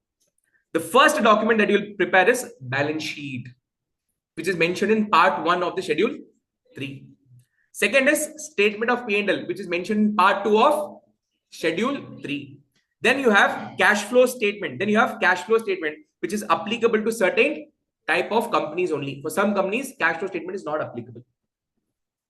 To whom it is not applicable, we'll discuss in the CA intermediate level in the upcoming chapters. Then we have something called as change in the statement of equity. That also is applicable only in certain cases, not in all the cases. And then finally, one more document is called as notes to accounts. These are the format that you have to show. In that, the bare minimum format that you have to show is balance sheet, statement of P&L, and notes to accounts. Can you alter the format? The answer is no. Now, over the years, the convention has undergone a change with time to bring improvement in the quality of the accounting information. If I have to give an example for this, very simple. Very long ago, when people prepared the balance sheet, they didn't follow any particular order to prepare the balance sheet. But as people grew, as people thought, no, we have to give some structure to it, they came out with the concept of order of liquidity and order of permanence. That a balance sheet should be maintained as per order of liquidity, or the balance sheet should be in the order of permanence. What is the order of liquidity? In the beginning, you'll have all liquid assets. So cash in hand, cash at bank, like that you go on. And at the end, you have that asset which is fixed in nature, fixed assets. So fixed assets are at the end and the liquid assets are at the beginning. This is called as order of liquidity. What is order of permanence? Permanent asset will be at the top, which is fixed asset or permanent will be at the top. Changing assets, liquid assets will be at the bottom. So what happened? Over the years, the convention have undergone a change. So why people came out with this concept of order of liquidity or permanence, where there was no order at all? From there, why did they came with the order? Because they felt that this could bring some amount of improvement in the quality of the accounting information. So guys, please understand, over the years, the accounting evolution has happened. This significant evolution has happened in the accounting. And also going forward, even after you become CA, after your son, daughter becomes CA, still there'll be a lot of upgradations happening. So here the change is not permanent. The change will keep on happening. We feel that this could be presented in a better way. If the accounting information could be presented in a better way, there'll be an upgradation of accounts coming in the near future. Am I loud and clear? So now the format what is being given in the Schedule 3 is nothing but the Companies Act felt that now the way the presentation is done in the partnership concern and the sole proprietorship concern, that they are not okay with it. Some people are not able to understand their presentation, the format. So to make the users of the financial statement understand this, it is better we give a structured format, which will give more meaningful information. And that is how Schedule 3 was developed and the format was given. Any problem in this? Online people, any problem in this? No, sir. Everybody. Please open your mouth and answer. Vignesh, Sushmita, Sumanyu, Sudarshini, are you all there? No, sir. Nova. Yeah, ma. Are you all there? No doubt, sir. No doubt. Like that. I got heart attack for a second. Now, we'll take a quick break of 3 minutes. I said I'll give you a break. We'll take a quick break of 3 minutes. We'll come back and continue with small 2-3 examples, and then we'll continue with the topic. Thank you so much.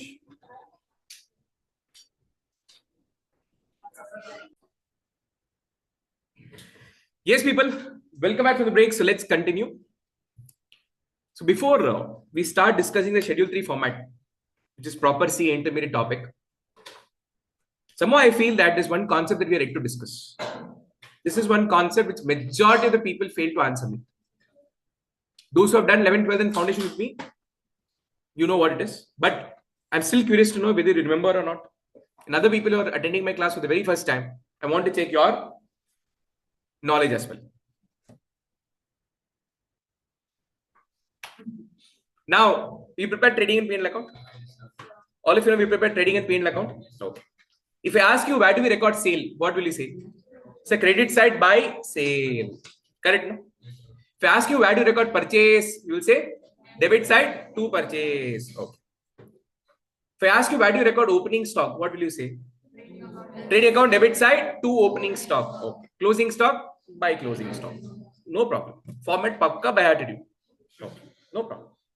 2 questions. Only 2 questions. First question is, why is closing stock recorded in the credit side of trading account? Wait. Nobody's opening a mouth or answering. Wait. Let me complete. I'll ask. Specifically, I'll ask. I'll call out the name and ask specifically. First question is, why do we record closing stock on the credit side of trading account? Because since all of your foundation people, you're supposed to answer this. Okay. If not, punishment will be declared. Punishment for you, which will be entertainment benefit for rest of the class. First question is, why do we record closing stock on the credit side of trading account? Why do you record opening stock on the debit side of trading account? Okay, why question? Second, what is the nature of closing stock and the opening stock that is recorded in the trading account? 2 questions I've asked. First question goes to you. Yes, I'll take some time to remember the names. Sorry. Why do we record closing stock? First question. And why do we record opening stock? Why do we record? Second is, what is the nature of closing stock and opening stock in the trading account?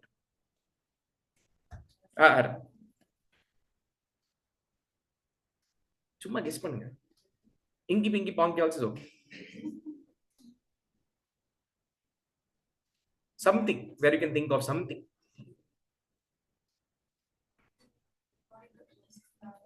To record the closing balance, but closing balance of all the assets and liabilities is gone in balance sheet now.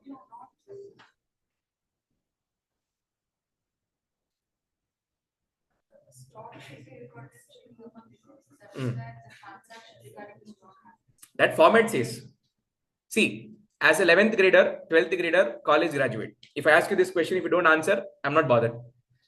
But as a CA student, inter student, CA final student, as a CA, if I ask this question, if you don't answer, as a teacher, I'll cry. But as a client will scold. Correct, no? Who's client? Yeah, client is you are going to do service to whom? Client only, no?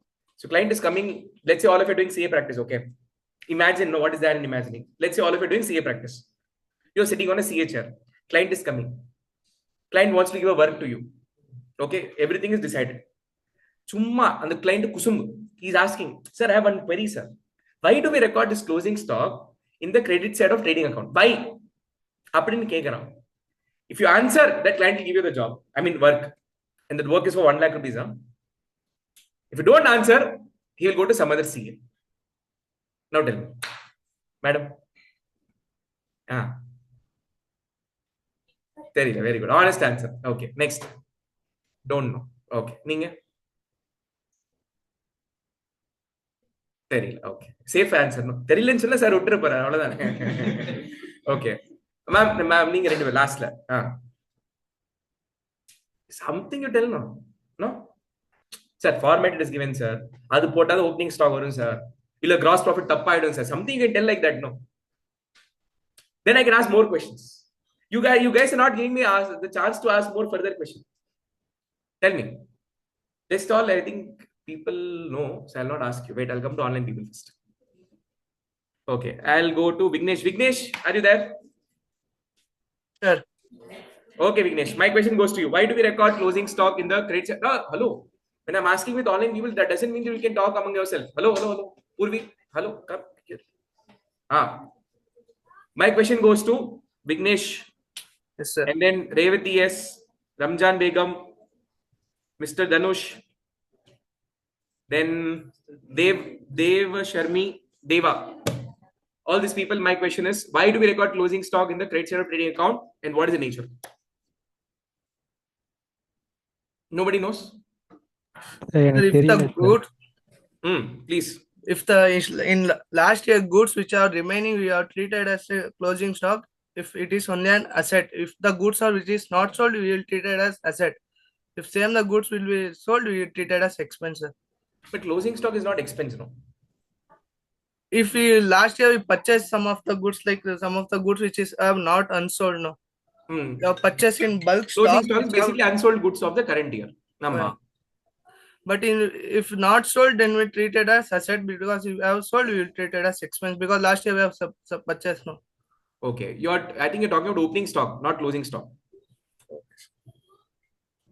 Because your explanation looks apt for opening stock, but not for closing stock. But you're talking from the closing stock point of view. Okay. Okay, nahi. Okay. I'll do the need. I'll do the need. My favorite question. Will not believe these questions. I don't spare even CA. New CA who qualify and come, no. I meet here and there few of them. This is my favorite question last. I asked Anita ma'am also. Nobody answered. Nobody answered. Final level people. Inter level people. I'll answer. 2 questions pending. So I'll take 2 examples. At the end of these 2 examples, you understand automatically why do we record closing stock there, and what is the nature of closing stock and opening stock which is coming in the trading account, basically. Example 1, from the following information, prepare the trading account. Opening stock is 0 because we are starting the business here for the very first time. Okay. You are purchasing 1,000. Okay. What business? Chocolate business. Because sir has got some favorites, no? Chocolates. Chocolate will do. Chocolate business. Yeah. How will 1,000 laptop come for 10 rupee, man? Donkey fellow. Laptop mama. 10 rupees chocolate na sonna chocolate decent varu. 10 rupees inge ma laptop varudhu unake. Now, chocolate business we're doing.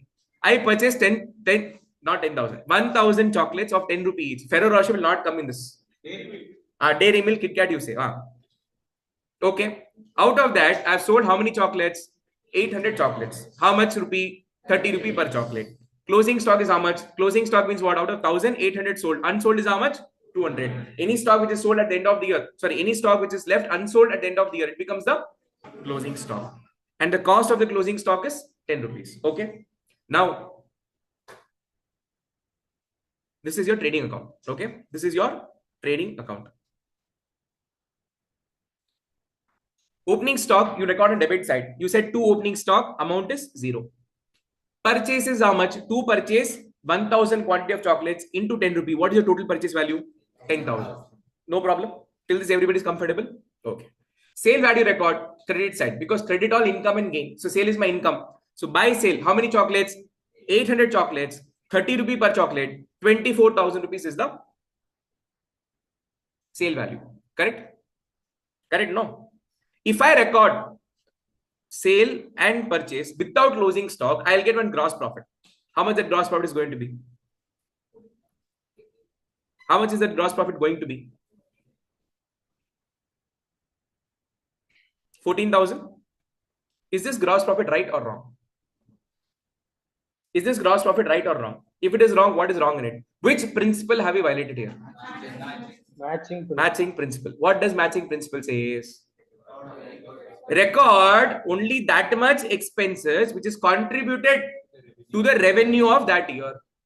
In other words, I should record only that much value of expenditure or that expenditure which is helping me to earn the income in the current year. In the current year, we are earning income from how many chocolates? 800 chocolates.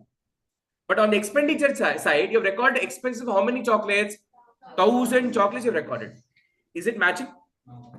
We are not telling that the value of the purchase and the value of the sale should be same. If that was the case, then I'll not get profit and loss. I'm not saying the value of the purchase and the value of the sale should be same. I am saying that the quantum of the purchase and the quantum of the sale should be same. I should record only that much expenditure which is contributing to revenue of current year. Out of 1000 chocolates, how many chocolates are helping you to contribute to the revenue or the income of the current year? 800 chocolates. Then in that case, how much expenditure you have to book on the debit side? 800 only. But you booked how many chocolates? 1000. Means for 200 chocolates, you have recorded how many expenditure extra? 2000 rupees extra expenditure you have recorded. So matching principle says that that is wrong. If you are selling 800 chocolates, then I should record the expenditure only for 800 chocolates. Correct? So what do? We minus the expenditure for 200 chocolates. Correct? So what is the 200 chocolates? Closing stock. What is closing stock? The stock which is left unsold at the end of the year is called as closing stock. So 200 chocolates are unsold. So the cost of that is 10 rupees per chocolate. So overall 2000 rupees. If I minus, I'll get how much? 8000, which is nothing but the cost of 800 chocolates. So now what do we have? On the debit side, we have the expenditure for 800 chocolates. And we have income for 800 chocolates.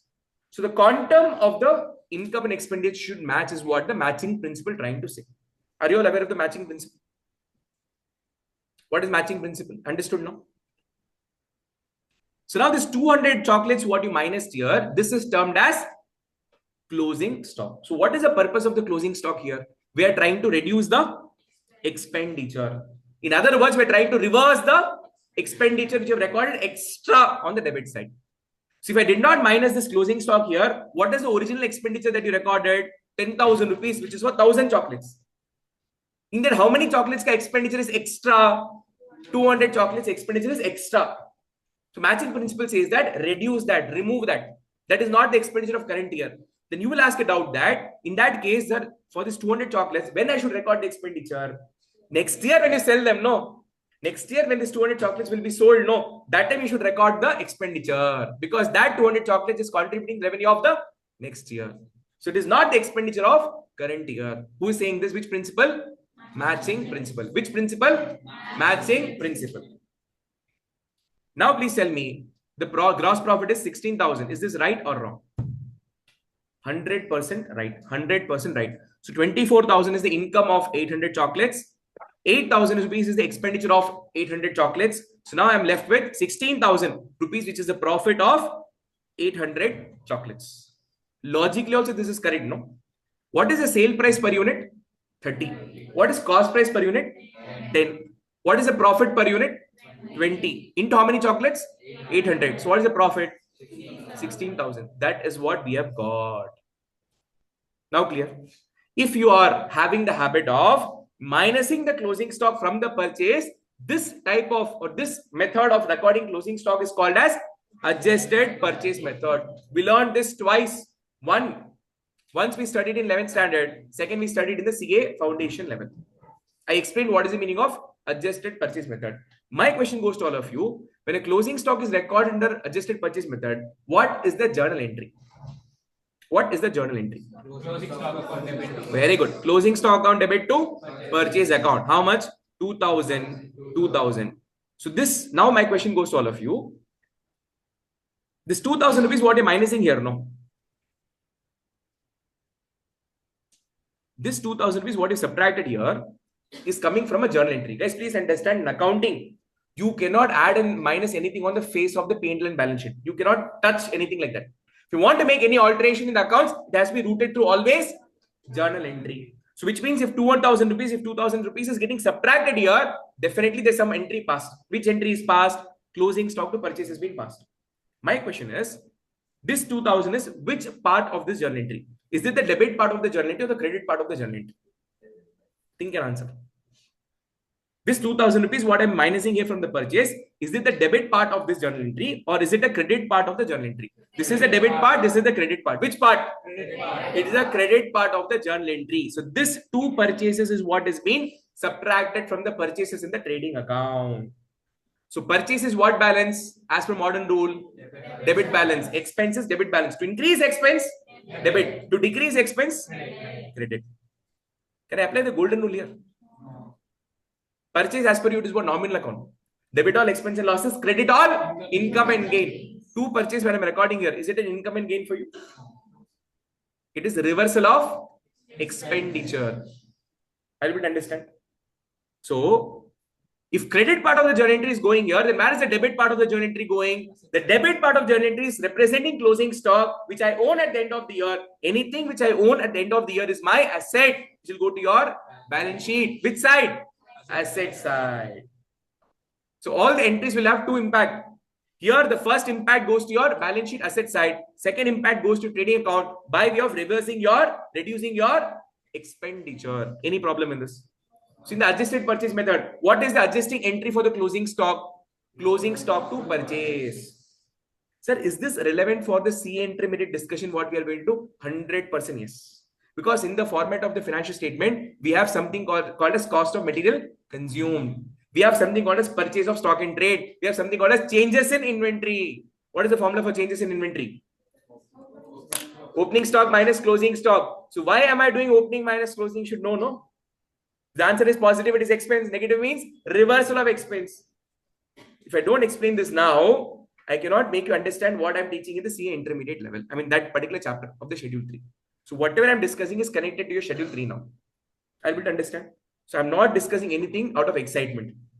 Oh, sir is starting accounts class today. Sir is super excited. Something and all is teaching. I'm teaching only what is applicable for you in the first chapter. Nothing more, nothing less. Now clear? This is one way of recording the closing stock, which is called as adjusted purchase method. There's another method called as normal method.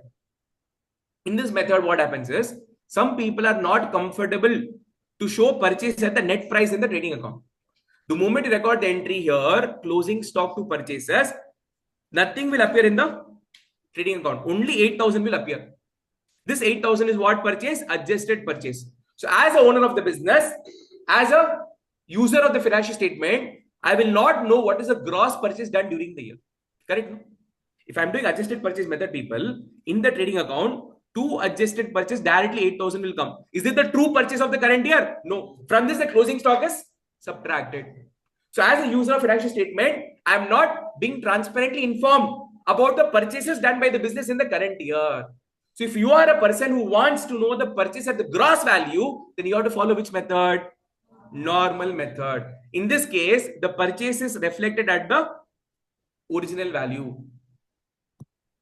But since I'm reflecting the purchase at the original value, it is violating which principle? Matching principle. So I should do the adjustment in such a way that the purchase is reflecting at the gross value. At the same time, it should satisfy my matching principle. So what do? I will take this minus closing stock to the other side. All of you know mathematics?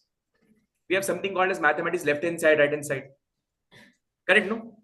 So in mathematics, if I have to relate this is left hand side and this is right hand side, and the center line is like your equal to. In mathematics, if any item goes from left hand side to right hand side, plus becomes minus, minus becomes plus. If any item comes from right hand side to left hand side, plus becomes minus, minus becomes plus. Now this less closing stock, when I take to other side, it becomes plus closing stock. This closing stock is minus here.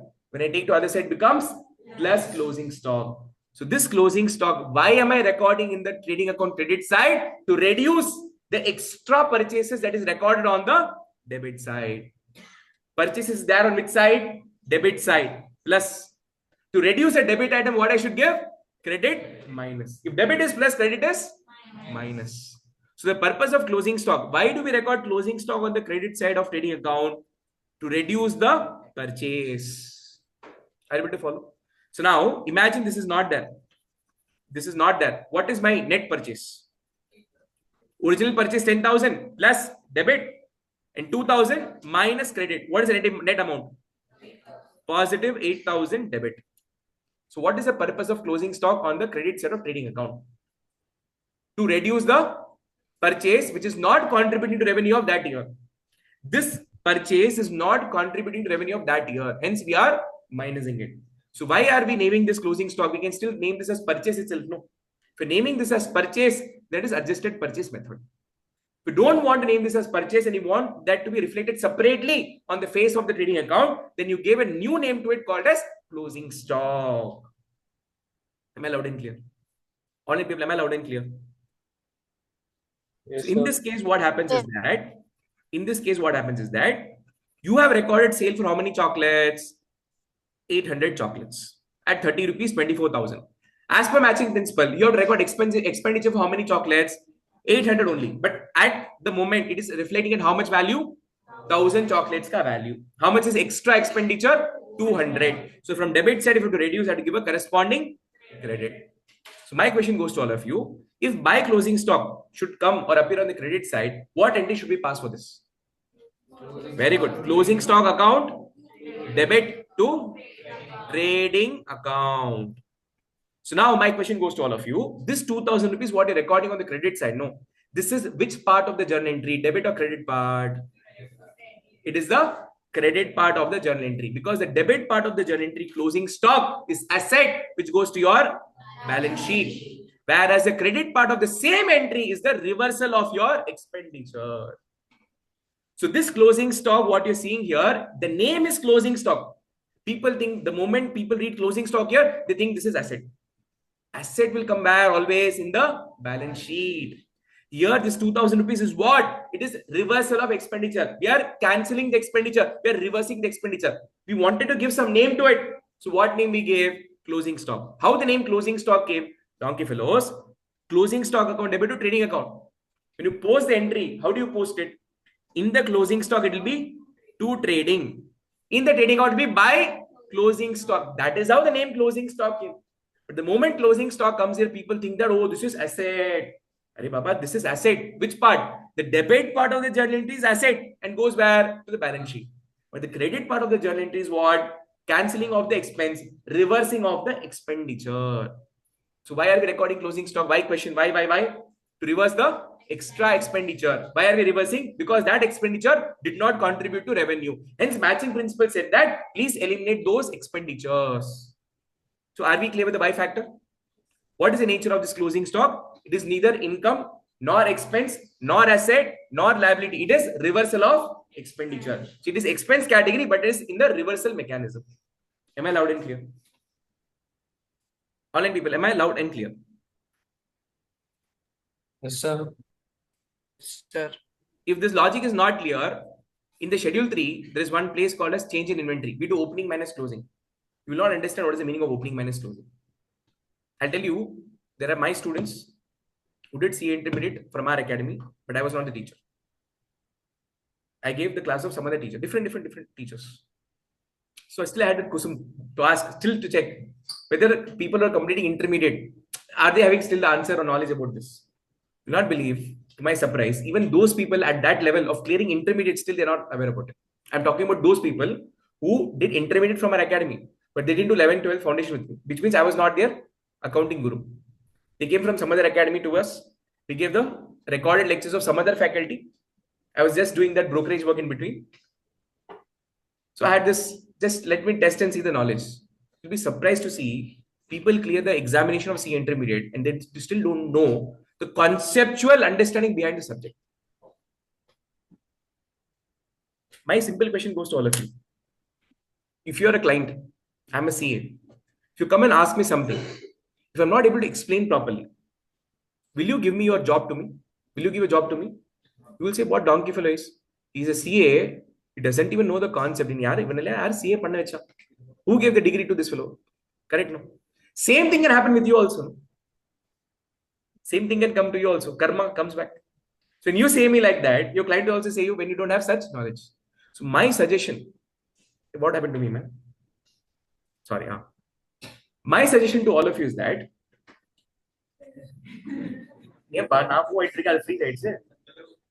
all people, am I loud and clear to all of you? Is there any lag in the video? No, sir. Okay. So my humble request to all of you, whatever subject you learn, please try to learn conceptually how much ever possible. And one more disclaimer I'll give you. It is me who has got that intention or burning desire that my students should know all the concept. But every teacher is not like that, even at the CA level, because they feel that we will teach only that much which is essential for them to clear CA. Because when I'm explaining so much, no, there's a lot of exertion of energy. People think that why I should explain so much for the amount of money what they're paying, chiller amount what they're paying. Why should I spend so much of my energy? If I take that much, which is sufficient for him to pass the exam, more than sufficient. No? So people don't have that willpower to come and deliver that concept. But are all the teachers in the CA like that? No. In CA, you will see on the contrary, majority of the people teach conceptually, like me. But minority level people are there, only teach in the exam oriented manner and then correct. Now, here the disclaimer what I'm giving is whenever you study from any faculty, whether inter subjects or final subjects, I agree that you have to learn concepts. But sometimes the teacher might not teach the concept. So what people do know, since the teacher is not told the concept, since I don't know the concept, I will not go forward. And the concept, some people have that adamant nature. Don't do that. Concept is important. But for that moment, if you're not getting any conceptual clarity from anybody, don't be stuck there itself. Be a little bit flexible.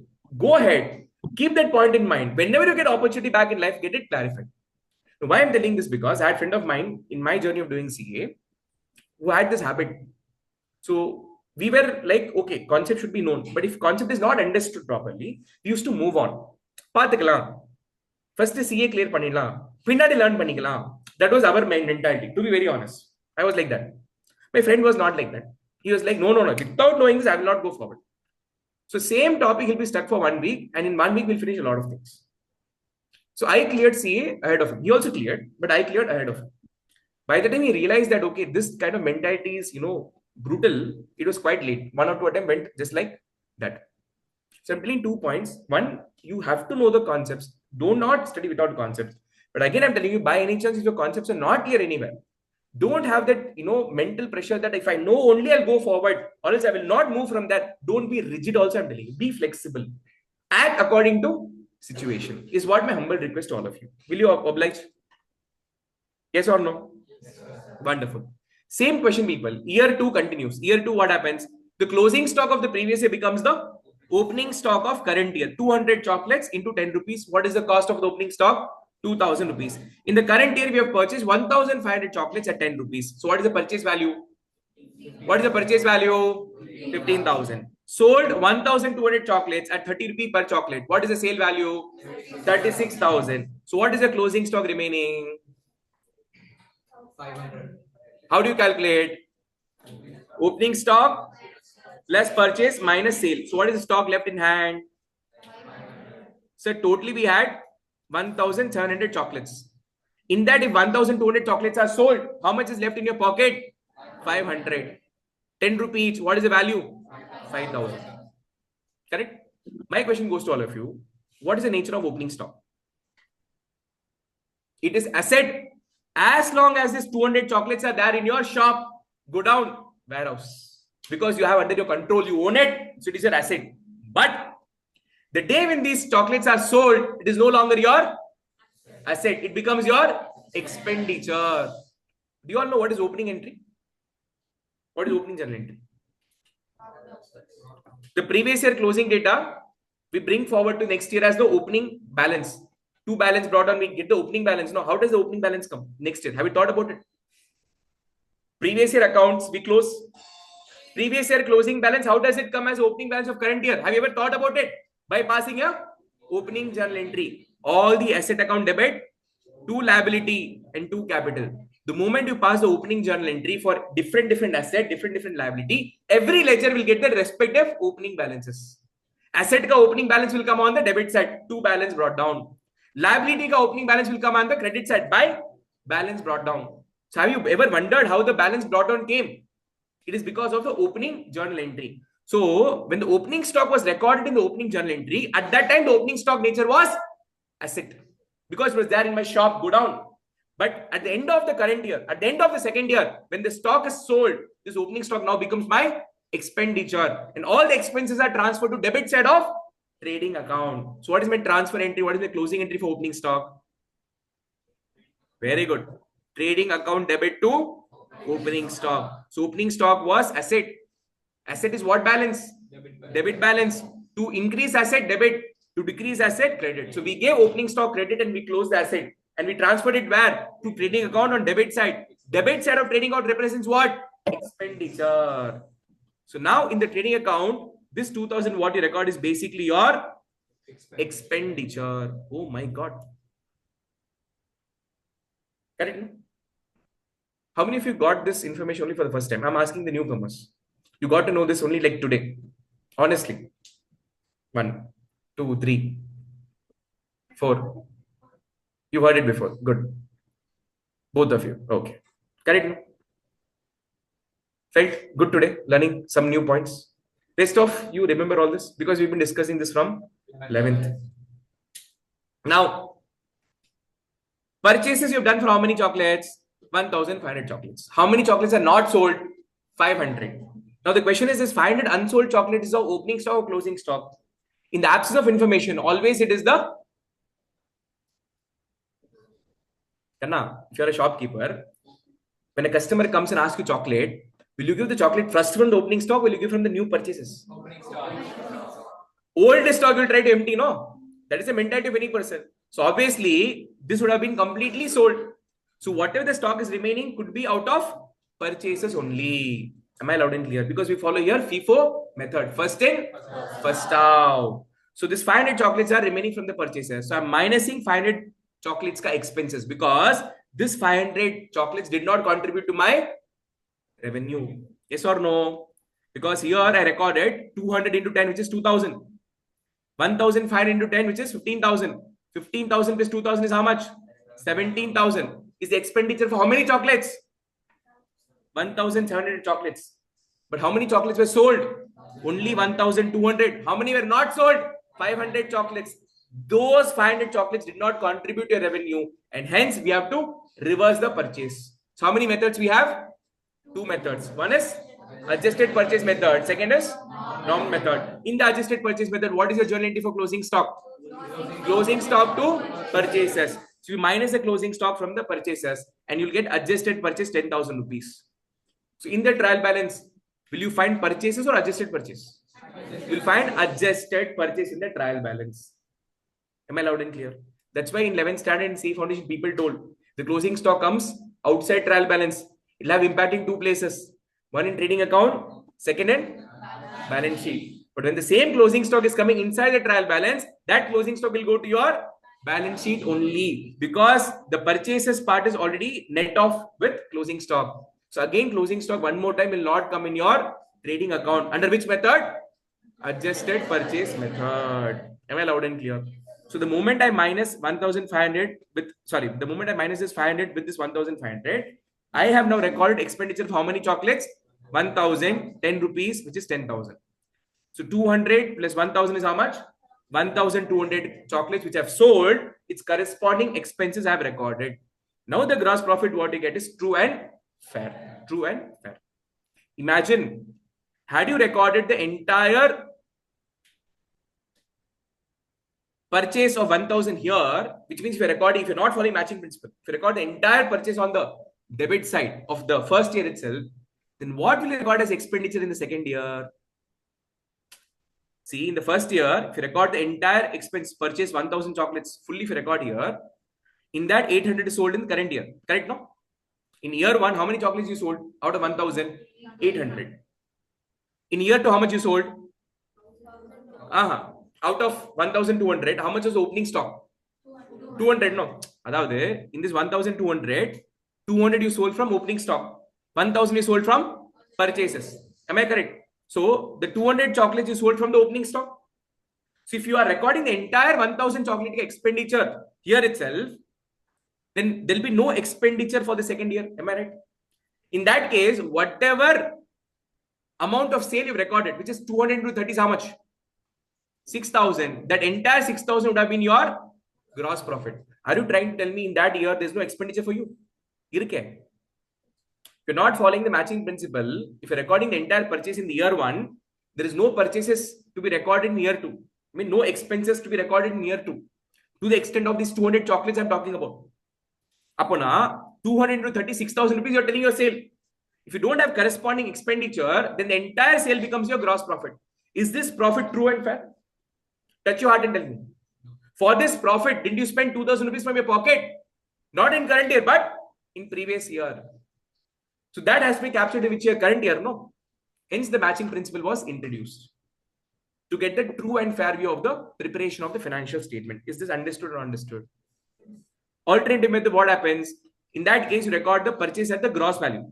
If any user of the financial statement feels that I want the purchase to be reflected at the gross value, not at the net value, I don't want adjusted purchase, I want to know how much purchase did the company do, then I will follow the normal method. I'll record the gross purchase here, and the reduction of the purchase will be happening on the credit side of the trading account by way of closing stock subtracting from the purchases. Any problem? Am I loud and clear with what I'm discussing? Online people, am I loud and clear with what I'm discussing? Yes, sir. Yes, sir.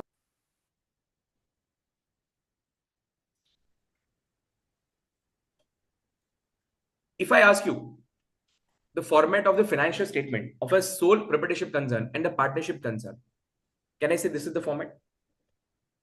Sir, trading account, debit side, what do we record? Expense and losses. Correct? To opening stock. Opening stock of what all categories? Sir, opening stock is of raw material, work in progress, finished goods, and stock and trade. All of you know raw material. In our example of that cake baking, what is a raw material? That milk, condensed milk, wheat flour, raw material, correct? Work in progress is your batter. Finished goods, your cake. And let's suppose I'm also doing trading. Means what? I'm buying the cupcake and selling the cupcake. So cupcake becomes a stock in trade. I'm manufacturing the big cake, but I'm also a trader of cupcake. Means big cake I manufacture, cupcake I buy and sell. So I'm the manufacturer of the big cake and a trader of cupcake. So that cupcake is what for me? Stock and trade. And the big cake is what for me? Finished goods. The batter is what for me? Work in progress. And wheat flour and all those ingredients are my raw materials. So can I say I will have the opening stock of all these 4 items? Will you forget this? Sir, is this relevant for our discussion? 100% yes. Because in Schedule 3 preparation format, your expenses is of 7 categories. In the first category is cost of material consumed, which is nothing but something which has got to do with the raw material. So in the Schedule 3 format, they have changed the format, but they have taken data from where? Trading and P&L account. So they have picked and choose the item from here and they have given a different format. So if you don't know what items come here and from here where it is going, how will you be able to remember there? And hence, understanding this first is important, followed by Schedule 3 format. Any problem in this? So opening stock comprises of how many types of stocks? 4 types. One is raw material. Second is work in progress. Third is finished goods. Fourth is stock in trade. For these 4 items, if I have opening stock, can I say there is a possibility of having the closing stock as well? So closing stock also could be for raw material, WIP, finished goods, and stock in trade. Any problem? I think we are very clear with the opening stock point.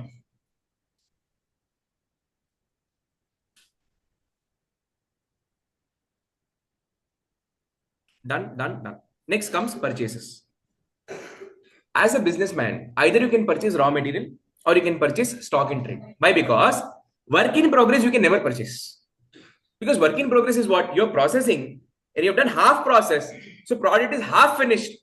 You cannot buy a half finished product in the market. Able to follow? So you can either purchase raw material or stock in trade. Finished goods you manufacture. So you cannot purchase finished goods. If you purchase the finished goods, that is called a stock in trade for the trader. Am I clear? So purchase is possible for 2 cases. One is for raw material and stock in trade. Will you forget this? Opening stock has got how many categories? 4 categories. Opening stock of raw material, work in progress, finished goods, stock in trade. Purchase has got how much category? 2 categories. Raw material and stock in trade. Will you forget this? No. Online people, will you forget this? No, sir. Okay. Others are sleeping. Only 1-2 people are responding. Thank you so much. No, sir. Now, next, what do you record? Direct expenses. What is the meaning of direct expenses? So all expenses that is done in relation to purchase of the raw material or stock in trade, or all the expenses incurred in relation to manufacturing. One more time. What is direct expenses? All the expenses done in relation mean related to purchase of raw material or stock in trade, or any expenses done in relation to manufacturing. It is called as direct expenses. Can you give me one example of the expenses done in relation to purchase? Carriage, inward, freight, inward, etc., etc. Correct? Without carriage, I cannot get the goods. Without goods, how will I do the business? How will I sell the product? Without selling the product, I will not get the business profit. So these expenses are essential. If I do this expense, only I can be able to run the business. Hence, are classified as direct expenses. Any problem? Can you give me example of expenses relation to manufacturing? Wages paid to the factory worker, factory rent, factory power and fuel, etc., etc. Are the expenditure done in relation to manufacturing?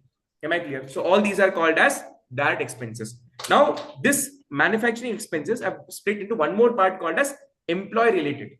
That is employee related, purchase related, manufacturing related. Why? Because this three has got some connection with your schedule 3. Hence, accordingly, I split the direct expenses. Any problem in this? Online people, any problem in this? No, sir. Now, are we clear with the direct expenses component also? Are we clear with the direct expense component? Loudly, loudly. Can you see a dip in my energy? Okay, when did we start the class? 4:45. Now it is 7. So let's say we'll take class till 7:45. So how many class continuously I'm taking? 3 hours? 3 hours? ஏமா மூஞ்சி சுருங்கிட்டு இருக்கு? Yes, 7:45. விட்டு அப்படியே அடிச்சு போட்டுறாரு இருக்கு. 3 hours. Whose energy is getting drained? Who's shouting and screaming and teaching?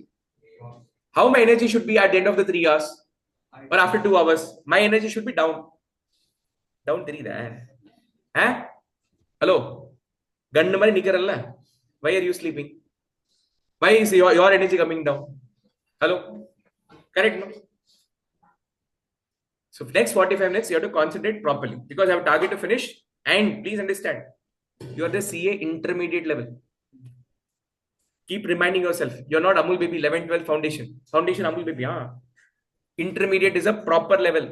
Foundation is a different ball game. Yeah. Your accounting syllabus, CA foundation. Majority you studied where in 11th and 12th. You are thinking that you studied foundation only for 9 months.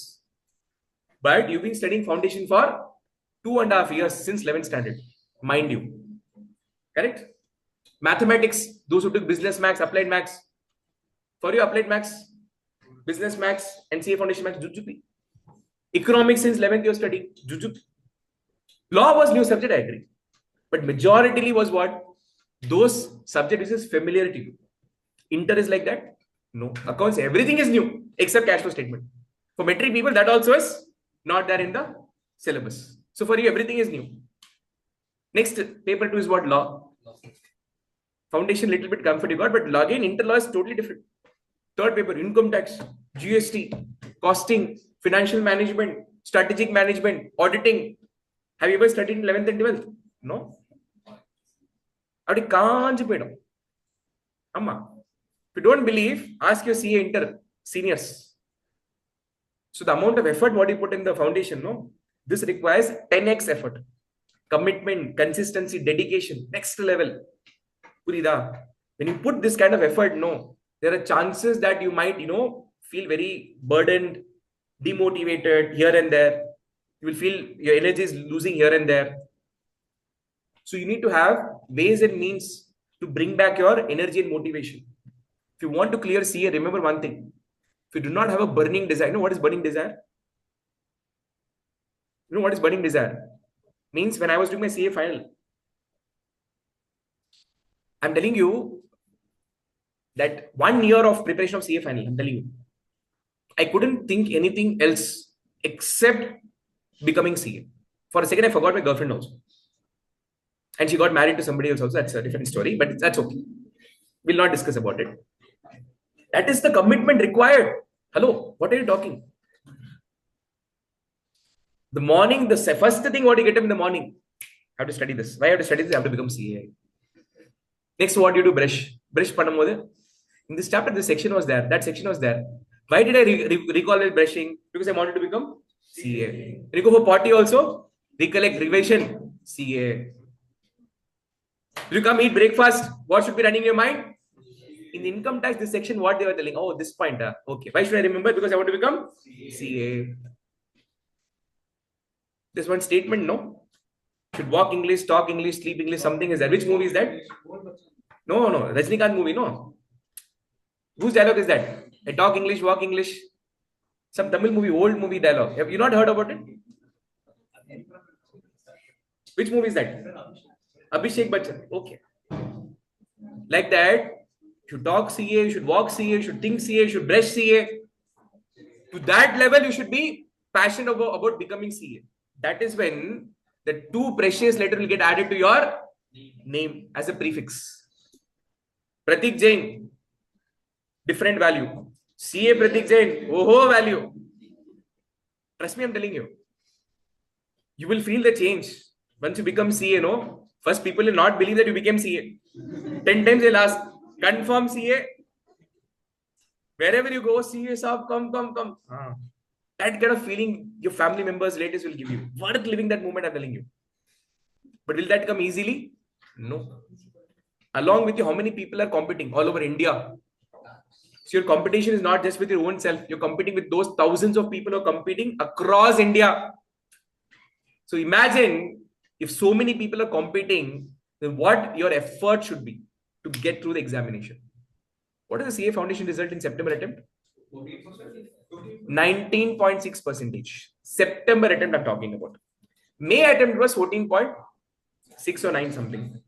Which means if 100 people gave exam, how many cleared? 14 and 19. Inter also pretty much same level only.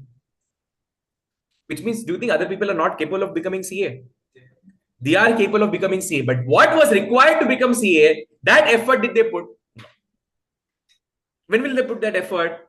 They'll fail 1 time, 2 times, 3 times. When their ego will get touched after 3 times becoming fail, no? That time they'll put the effort. Do you really want to wait for 3 attempts to touch your ego and get going with the result positively? No. To find out ways and means to keep yourself motivated all the time. Every single time. The moment you get up, you think about CA, you should think about study. If that is the kind of emotion that you run down throughout your journey of CA, that is when you can become CA. I'm telling you out of my own personal experience. Even when you breathe, no, what should come out? Not oxygen and carbon dioxide. CA only should come out in and out. Which means this is just a metaphor I'm trying to relate that is the kind of commitment I want from you. CA it's not a big deal. Trust me, you did foundation, no? Did you find it very tough? Oh, yo, I studied something, they asked something only. Did you feel like that? Same thing is inter. Same thing is final. What you study is only going to come in the exam. But the problem is you should study properly, conceptually. We will forget because we're Gajini, no? We forget. So to ensure that we remember well, what are we supposed to do? Revise. There's a revision technique that I'll suggest. And the revision technique differs from person to person and subject to subject. The technique what I give you, I may not be able to give it to your friends. Because everybody's got different grasping ability, application of mind, cross application of mind. So techniques differ from people to people, subject to subject. So you have to give in a lot, put in a lot. If all these things are taken care of, the concept learned well, revision done well, test appropriately taken care of. Why do we write test? To identify our weakness. Where are we going wrong? And the next part is to convert your weakness into strength. All this process we take care of. I'm telling you, nobody can stop you from becoming safe. It is my promise. Challenge. I'm an average student. Trust me, I'm not an intelligent student. I'm a very average student. My friend who did CA with me, he completed the CA in the very first attempt. Everything in the first attempt. I cleared everything in the second attempt. because I required a lot of time to study, a lot of time to revise, a lot of practice to remember things well. So I put that effort. I got through in the second attempt. But there are people who give 10 attempts still don't clear. So in this entire journey of CA, please ensure that you have a burning desire to become CA. Have your why reason. Why I should do CA? If your reasoning is clear, that reason will never let you be demotivated. That reason will always push you to do, let's do it, come do it, let's do it, let's do it. It'll keep on pushing you. So have your why factor very clear. Am I loud and clear? Do not even hesitate to give the efforts. If you don't put efforts in it, you are not going to get it. 10 to 12 hours of solid studying is required, no doubt about it. Depending on the people, it may be here and there. Some are super intelligent people. 8 hours of study, 7 hours of study, more than sufficient. But again, for an average people, I'm talking about 10 hours on average you have to spend studying. There's no doubt in it. I used to study for 12 hours, boss. What are you talking? In the last 1 month of examination, 15 hours I used to study. Because the more you study, the more you remember. And the more you remember, the more you can do your exams better. Simple logic in it. What is the big deal? Is it making sense? So please, once you've got inside it, no. Don't think that, okay, should I work so much hard? Should I study this or should I study that? Boss, your life will be settled, I'm telling you. Today, if you want to buy iPhone, you think 10 times because you have to get money from your parents. But the day you start earning, tell me, if you go as a BCom graduate, let's say from the best college of the city, how much dudu will you get? Look at him, 15,000 is telling. Correct only is telling. Ask your parents, I'm coming from so-and-so college. I'll come as accountant in your company. Ask your parents. Ask your parents how much money you'll pay. 15,000. Let's say 20,000 also. In 20,000, what you can buy? Hello? Today, if you have to buy one electric car, what is the value? At least 10 lakhs. 10 lakhs, bare minimum. Dubakur car you'll get, but okay. Okay, still okay. Correct? No. So to go for one foreign trip, husband, wife, children, one foreign trip to Australia, how much does it cost? 2 lakh to 4 lakh rupees. 2 lakh is like minimum per person. 2 lakh per person minimum. I said 3 people. How much? 6 lakhs. 6 lakhs. How much is your salary per month as a BCom graduate? 20,000. Say first 20,000 will give no. 20,000 to 12 is how much?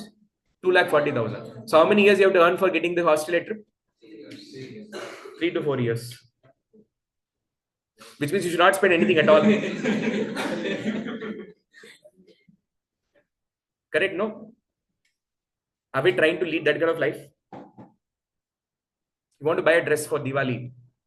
If you're having a good income, you will not think for a second. If you like the dress, you'll buy it because you have money. Money is not everything in life, but money is many things in life. People say money cannot buy happiness. I don't agree. Happiness, I divide into 2 types. One is material happiness, we say. One is material happiness. One is eternal happiness. Eternal happiness comes from peace at heart. You have a pleasant feeling at heart. That is eternal happiness. Money can't buy that. But money can buy material happiness. If I buy a BMW car today, how much happy I'll be? Correct? No, you have that. No, wow, BMW car. If I get iPhone for myself, I'm using one Vivo phone. If I upgrade to Apple, at least for 1 week, I'll be happy. No? After that, what iPhone?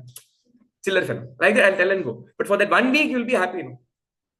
So money is required to stay happy. Which part of the happiness we want? Materialistic happiness.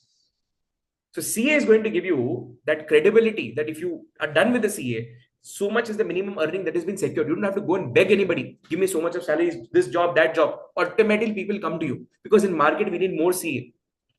Supply of CA is less in the market, but demand is very high. So people are ready to pay 50,000 per month, 75,000, 1 lakh, 3 lakh, 5 lakh. The pay will be depending on your skill set, the way you do hard work, the experience what you get. Again, that it depends. I just want to share one moment. I was in Deloitte. I did my articleship there. I was there for 3 years as an article. So now it is articleship 2 years. Earlier back then for us, it was 3 years. So 3 years I was there in Deloitte as article. 1 year, I was as an audit executive because I was trying to clear for my exams, prepare for my exams. So I was working 1 year there itself, continued as a audit executive. Then 2015, I qualified CA. And I continued again there for 6 months. The pay package that was offered to me by Deloitte was 6 lakh per annum, which means what is per month? 50,000. This was in 2015 I'm talking about. So I worked in Deloitte for how many months? 6 months after qualification. So 6 lakh for 1 year. So half a year, 3 lakh I got. Then I got an opportunity from one private company. It's an agri-based private company from Coimbatore. They were very particular that we wanted people only from a Big Four background. So in Coimbatore, we had only one Big Four, which is Deloitte. So 7 people, or probably more than that, we all went interns and attended the interview. I was the only person who got selected for that job. With that particular director with whom I had the interview, we had 3 rounds of interview. Each round of discussion went for at least 1 hour, where the director asked a lot of questions. I in turn asked a lot of questions. And finally, after all the negotiation, my salary was fixed for 7.25 lakhs. He offered initially 7 lakh, then negotiated to 7.25 lakh. Correct? So Deloitte gave me in the first 6 months how many lakh per annum? 6 lakh per annum. And this company gave me 7.25 lakh per annum. Correct? At the end of the interview, I was not very happy with the package what I got. So in this due process of 1 month, that was very clearly evident from my face that I was not happy with the pay package. So my director asked me, what is your problem? Like, no, I'm not okay with the salary. Like, do one thing. 6 months, 7 months time I'll give you. Whatever task I give, you do and show it to me. If you're worthy of it, I'll give you whatever you want. This was a blank check side for me. You know what is blank check? Means you can fill whatever amount you want. That kind of a deal it was for me. From there, my motivation was next level. I was like, now maja will come. You will not believe, 7 months I slogged like anything. They had a big problem in the accounting level. And they wanted me to come and remove the company from that tangle of accounting, wrong accounting, what they've done. No? So they were totally tangled in the accounting wrong entries. So I had to just rectify everything and make everything proper. For a second, preparing accounts from scratch is easy. But when account which is very screwed up, no, all the accounts which is wrong, no, making it correct is a pain, I'm telling you. But still 7 months, I never slept. I never let my team also sleep. I used to work all the 7 days, like how I'm working now. I don't know how many of you know, my students know, I work for 7 days in a week, Monday to Sunday. Then at that time also, I worked 7 days continuously. And I made my team also work continuously. The accounts manager was working below me, was quite senior to me. He was 32 that time, I was 25 that time. The manager was 32. He was like, bro, bloody, you don't have family, wife to take care of. I have kids. I have wife. If I don't go home on Sunday, they'll kick me out of the house. I was like, no, konjo pani kudtarna. We resolved the problem and we got everything. So basically, there's one investment supposed to come in, and because of this work what I did, investment came in. And for any company, who is the Kuberer? The accounts and finance department. Who was head of the accounts and finance department? I was head of accounts and finance department. So the money which came, though it was under the control of the director, but I had the clear vision. No? Oh, so much money came. Huh? Okay. Then I went to my director. You remember that day you said you will increase my salary and give. After 7 months of joining that company, I went and asked. He's like, I already spoke to HR. You go and talk, ask whatever you want. So I went to HR. Like, what happened? No, sir sent. Yeah, he told me. Yes. What do you want? Like, you tell me, sir. No, you tell them what you want. HR is asking. I was like, 12 I want. What 12 you want? 7.25 to 12, who asks? The job of the HR is what you know. To get good person at a cheaper, lower price. In that they give incentive. In that they get incentive. The incentive or reward for HR is what you know. To get good people at the lower cost. So I was a good resource, he was bargaining with me. I was like, no chance. 12 killer varamata. I was very clear. Then he was like trying to find out how to, reduce their amount in such a way here and there so that, some kind of khurafati idea he had in his mind. He said, then let's do Pratik one thing. 10.5 will do fixed pay. 1.5 variable. So 10.5 plus 1.5 is how much? 12. 10.5 fixed means what? Every month, 10.5, 10,50,000 divided by 12 you will get. And 1.5 lakh rupees you will get at the end of the year. We'll give you further target. If you achieve those target, I'll give you that 1.5 lakh pay also. That is called as variable pay. So when your pay is linked to your work, that is called as variable pay. If you do that work, you'll get that, or else not. That is called as variable pay. So my 10.5 lakh was fixed pay. 1.5 was variable pay. So at the end of the day, what is my pay totally? 12 lakh rupees. Which means when I became CA in Deloitte, what is my package per annum? 6 lakh. First 6 months I worked there. Next 6 months, my package was 7.25 lakh per annum. If you do half of it, you'll get the value. First month I got 6 lakh from Deloitte offer. 7th month I got offer of 7.25 lakh from that partnership from the private company, and from there 7 months means 14th month my package was 12 lakh. So from first month of becoming CA to 14th month of becoming CA, what is my package? From 6 lakh it went to 12 lakh. That much salary was not being drawn by my deputy manager even in Deloitte. So please tell me, 6 lakh and 7.25 lakh I earned because of my degree. People gave me that money because of the degree, CA degree. 12 lakh which I got is because of the degree or because of my effort. With this, what do you understand? Your pay package in the market will be decided, one, initially based on your degree. But after that first 2 years, it will be depend on your performance, the accountability with which you work, the responsibility with which you work, the intention with which you work. So this will determine what is your pay package going to be. Am I clear? You will not believe the day I got the package for 12 lakh, in next 1 week, I booked my car. The car what I'm seeing now, which I came, that is a car which I got in 2016. If this 2016 comes, it becomes 10 years. I can buy one more car if I want, but I'm not buying because this is my first car. I'm so attached to it. So I don't feel like changing this car. Second week of the 12 lakh package what I got, I booked the car. Look at the confidence what I have. In 7 lakh, I didn't have that confidence because I have to take care of my household expenditure also. So that confidence was not there. But the moment it became 12 lakh, now the extra EMI to this amount. Okay, right? So you get financial freedom. So CA is going to give you financial freedom. Now, do you understand why are you wanting to do CA? Now, imagine you are CA, your husband also CA, or a spouse also CA. 1 lakh, 2 lakh. Oh, aha, what another you can buy. Imagine for Diwali to buy 5,000 worth of dress, will you think? 50,000 is saying. Correct, no? When you have money coming inside, no inflow, you will not think about controlling your expenditure. So controlling of expenditure is essential. But a middle class person will always end up only controlling expenditure. But a person who is earning well, no, he will not be bothered about expenditure. He'll be bothered about where I should spend, how I should spend. So to that level, you have to come means what are you supposed to do? To get financial freedom, what are you supposed to do? Study. For studying, what are you supposed to do? Working hard is only one part. Working smart is also another part. Hard work, smart work, both will go hand in hand. And once you get that CA degree in hand, you'll get the financial freedom. And your hard work and smart work does not stop there, boss. Please understand. After becoming CA, that 7 months, I worked hard for 7 days. Even now, I'm working hard 7 days. But that benefit you will keep on accumulating. Now, are you able to understand why are we doing this course, first of all? Now, do you have a reason why you want to become a CA? So every time you feel, if you don't feel like studying, think about this moment.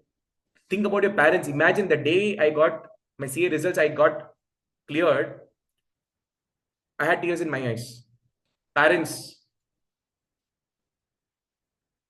close, near and dear ones who are very well-wisher of yours.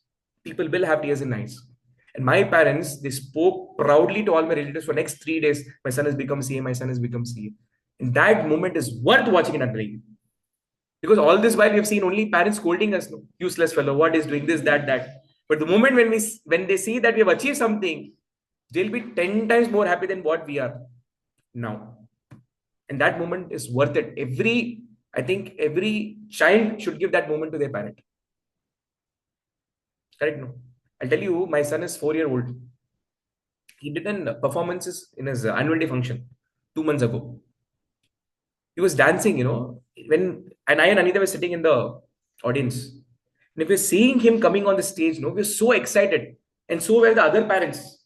We're like literally standing. Nobody wants to sit. Everybody's standing. And all the school management sit. Everybody's not able to see, sit. But no parent could sit because they're seeing that child coming and dancing. And when my son was dancing, I was getting goosebumps. Not that he was dancing like Michael Jackson. I was mesmerized that he was in my hand 4 years ago. And now he's on the stage with that cute face, he's dancing. So his success, from here to there, has given me so much happiness and joy. Not that one day he'll become a dancer and get me a lot of money. That is not the intention behind. But looking at that moment, a small child was in your hand, going all the way to stage and dancing. What kind of emotion that is? Imagine that how much emotion your parents will have for you. How much hard work you have to do for them. Correct? So if your parents demand, or I demand that work hard, get settled in life, are we wrong? Until I become a father, I was like you only, not understanding the parents' perspective. But now I become a parent. So now I've become in a neutral position. I understand child's emotion. I also understand parents' emotion. So I try to be neutral, act between both, balancing both. So on that experience, on the base of that experience, I'm telling you, please, next 3 years of your life, don't waste it. Give not just 100%, 1000% every single day. And whatever you study, don't study taking this as a burden. Enjoy what you're doing. If you're taking book today, no, okay, today I'm going to learn something new. Sit with friend, just have a moment there and enjoy that learning process. I'm telling you. If you do this, no, when your CA journey will get over, you'll not even know. Today still I miss those days when I was to sit and study. I had a friend of mine who used to come to my house to sit and study. I used to go their place to sit and study. Sharing the snacks, going out for movies suddenly out of nowhere. We created a lot of memories. So you also create memories, no? Who's saying no? A lot of people will tell in CA, no, don't enjoy, okay? You sacrifice everything. If anybody tells like that, run away from that place. I'm telling you. If anybody says that CA is all about sacrifice, run away from that place. It is bullshit. Whether it is CA studies, whether it is your job, business, everything requires a work-life balance, balancing between your personal life as well as professional life. Every moment you have to live. But one thing I'll agree, if your friends who are not doing CA, if they're enjoying too much, you will enjoy a little bit less than them. If they're going, let's say, weekly one movie, you'll go monthly one movie. Nowadays, movies are not also like that, where you go in once in a month also, I agree. But still, I'm telling you, your friends might go every day to have some food outside, or weekly you'll go 3-4 times. Maybe you'll go monthly twice. But I'm telling you, please go out and enjoy. Creating memories is also essential. And if you are having that excitement, happiness in mind, if you're good, happy at heart, only then you can study well. Only that will reflect in your performance. In mind, if you're frustrated, can you study? Why is frustration coming? Because your friends are enjoying, you're not enjoying. So enjoyment is also important. Keep yourself happy. If you're happy, automatically you'll study happily. And this journey will just get away like that, and you will not even know when it got over. Trust me, I'm telling you. It is worth it. I swear on my kid, I'm telling you, every moment what you're doing now, once you become CA, everything is worth it. I'm telling you. I'm not lying. As a mentor, as an elder brother, I'm telling you, everything that you're doing now is worth it when you get those 2 precious letters added to your name as a prefix. Worth it. Can we work relentlessly for it? Yes, I am in for it. To get CA degree for you, I am willing to work hard. Are you willing to work hard for your own self? Yes, sir. This is not individual work. It's a teamwork between both of us. I will do my part, you do your part. But together we'll give 1000% so that we get going with the result what we want. Am I wrong in what I'm demanding? No, sir. Am I talking anything nonsense here? So will you support me for the next few months to get going with the result in our favor? Yes, sir. No energy? Yes, sir. Online people? Online people, Govinda only. Anyways, little bit, I'll just be done with it. So opening stock is coming back. Sorry, this is my big problem. When I start motivating, somewhere I'll go, how many hours I'll go, I'll speak, I don't know. That is my biggest problem. Anita that's why she came out. From there she's staring. Sorry. So that will happen on and off, not regularly. It'll happen on and off. Was it worth the discussion what we had? Then no. Then I'll do more of such session. Now Manisha is like, sir, why sir? Now opening stock comprises of how many items? 4 items. Raw material, work in progress, finished goods, stock in trade. Purchases comprises of 2 items. raw material and stock in trade. Closing stock also same like opening stock. That expenses you're clear. Now, when I sell, I can sell what? Either finished goods that I've manufactured or stock in trade that I've purchased. So only these two items I can sell. And this will be recorded here. Any problem? Online people, any problem? No, sir. Now, at the end, the result of this trading account is to get your gross profit. Gross profit. This gross profit is later transferred to your P&L account, where you record all the indirect income. What is indirect income? Indirect income which is coming from the non-operating items. What is non-operating item? Non-core business activity. What is non-core business activity, sir? I'm running academy. Yes, sir. What is my core business?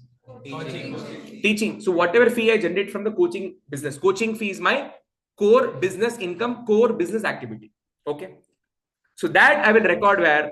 Under sale as service income. As service income. I will not record under sale. I will record by sale. By service income. Sure. Can you change it as by service income? Yes. Who will stop me? Is there any act that is going to stop me? Is there any rule book that is going to stop me? No. So all your direct income will come in your trading account. What does come in indirect income? Whatever coaching fee I'm having, if I save it and put in the fixed deposit, I get interest out of it. That is my non-core business income. Means what? I did not start this academy that one fine day I'll save money and I'll make money out of interest. That was not the main motive of starting this academy. In the due course, it happened casually. So that is my non-core business activity. So interest income, dividend income. If I put money in the share market, stocks, if I put in mutual funds, I get dividend in return. So those are my indirect income, non-core income. That comes where in your P&L account. Profit on sale of asset, interest income, dividend income, rent income, scrap income. All this comes in your indirect income. Whereas your trading income, manufacturing income, and your service income will come in your trading account. Any problem in this? Apart from the direct expenses, all the other expenses are called as indirect expenses, which comes to your P&L account. So these are classified again into two categories: operating expenses and non-operating expenses. Operating expenses means what? Admin expense. What is the example of admin expense? Office rent. If I'm paying any rent for this academy, this is called as administration expenditure. Selling expense. If I'm doing any marketing activity, let's suppose I'm doing Instagram ads, Facebook ads. If I print the pamphlets for distribution purpose, all these are advertisements. So those are called as selling expenses because I'm doing those ads for promoting my sales. So those are called my selling expenses. Then I have distribution expenses. Means what? If you go to Girias, you know Girias, all of you. This is electronic shop. Let's suppose you're buying an AC for summer. Will you take like this in hand and come? Correct? No? Will you take this in hand and come? Or I'll take AC and go, compressor and go. No. What they do? Home delivery. Home delivery. Free installation or free delivery. They do. Free delivery is for you. But for the person who's doing the delivery, for them, paisa is there. No. That is called as distribution expenses. Carriage outward.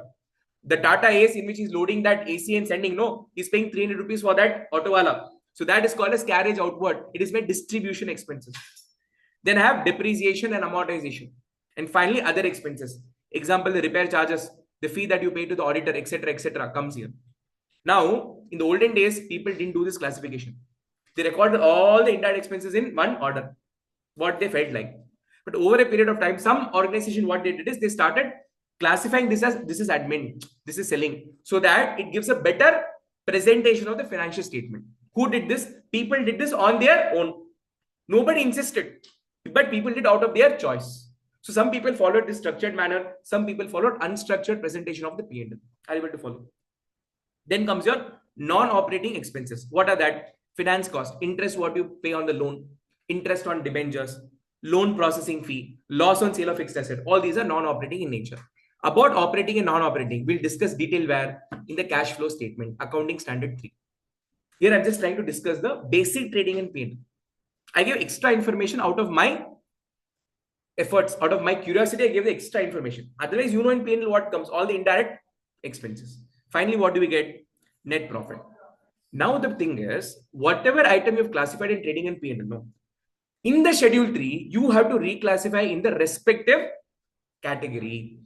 But here, since you're not used to the categorization, it is easy for you to prepare the trading P&L. But there, since categorization is there, if you don't understand how the categorization is coming, why this categorization is happening, if you're not aware about the concept about it, you'll not be able to remember. that which item goes to which particular head. Are you able to follow? So now in tomorrow's session, what I'm going to do is basically each item which has been discussed here, it is going back in the schedule 3 under which heading, which subheading. We'll understand it logically in such a way that there is no need for you to by heart. There is no need for you to by heart. That's my promise. The way we explain the concept in class, the way we do the revision in class is, drafted. The mechanism is drafted in such a way that you don't have to sit and by heart anything at all.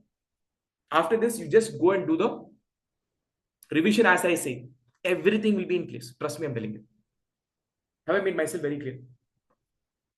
Now, I want all of you to take a photo of this for revision purposes. I'll just slide through one by one.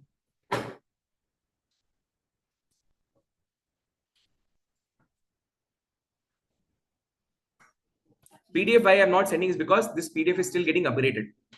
So the moment the PDF is ready, we'll be uploading in the app. So what did we discuss in the beginning today? We discussed about the accounting process. Can you please take a pic of this?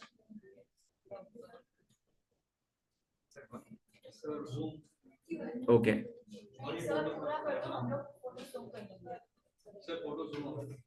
What should I do now? Or else you'll do one thing. Till this, you take one photo. Or else I'll take the screenshot and send. No problem. No, better bol that donkey fellow. Okay. I'll send the details. Don't worry. I'll send this PDF itself. This PDF will later get upgraded. Accordingly, the new PDF will come in your application.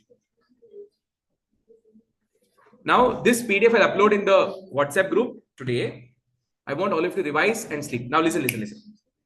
Whenever you're doing any class, that very same night, you'll revise and only sleep.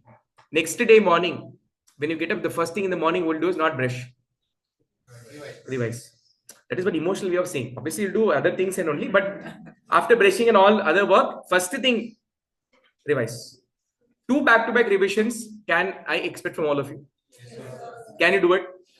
This will ensure that whatever you studied, it is imprinted properly in your brain. You will not forget it. Then next revision, when you should do, I'll tell you, that time you do it. As of now, tonight one revision, tomorrow morning one revision of what we discussed today. Can you do it? Yes. Okay. Now we're meeting when? Again tomorrow. Tomorrow 4:30 to 7:30, same time. We're meeting again one more time. Tomorrow is what? Thursday. We're meeting on Thursday. Again, we're meeting on Friday. Saturday, no class. Sunday morning, 10 o'clock to 1 o'clock class. Am I loud and clear? Yes, so tomorrow is Thursday, 4:30 to 7:30. Friday, 4:30 to 7:30. Sunday, 10 o'clock to 1 o'clock is the schedule for this week I'm giving to you. Am I loud and clear? Please understand, there are 27 accounting standard. 27 accounting standard. Small, medium, big. And you have standalone chapters. Gigantic. This financial statement will take 12 classes of 3 hours each. 12 classes minimum of 3 hours each. Some are big, some you do, it will take for 50 minutes to 1 hour in class. Like it, we have 50, 60 sums to work out. I'll be able to follow. Of course, I'll give some questions as homework. All I'm trying to make a point here is that we have to complete the syllabus by October. September to October. Let's say October. On the higher side, I'm keeping. Now we are in Feb. Feb, March, April, May, June, July, August, September, October. 9 months we have. Which means on an average, I have to do about 3 to 4 chapters in a month. If you take ICI module, there are 15 chapters. All the accounting standards put together, they've comprised in 15 different chapters. Which means per month, how many chapters I have to do? 2 to 3 chapters. I think 15 or more than that it is there. But 2.5 to 3. 3 you keep. Around 3 chapters I have to do per month. Which means once in every 10 days I have to complete the chapter then and there. So what is the pace at which you have to work out? Think about it. In between, foundation result will come. You'll be in jolly mode. We'll have award ceremony mode, etc., etc. Then what will happen? In that 1 week is gone. So we have to compensate. So please ensure that wherever we get time, we'll do the classes. Am I loud and clear? Any problem? Online people, am I loud and clear? So when are we meeting next? Tomorrow. When are we meeting next? Tomorrow. Okay. Online people, when are we meeting next? Tomorrow. Tomorrow, sir. Wonderful. So whatever we have done today, please revise and come. So guys, that's all from my side for this session. I'll see all of you tomorrow, which is 4:30 p.m. sharp. Until then, bye-bye. See you. Take care. Thank you. Thank you, sir. Thank you, Sir. sir.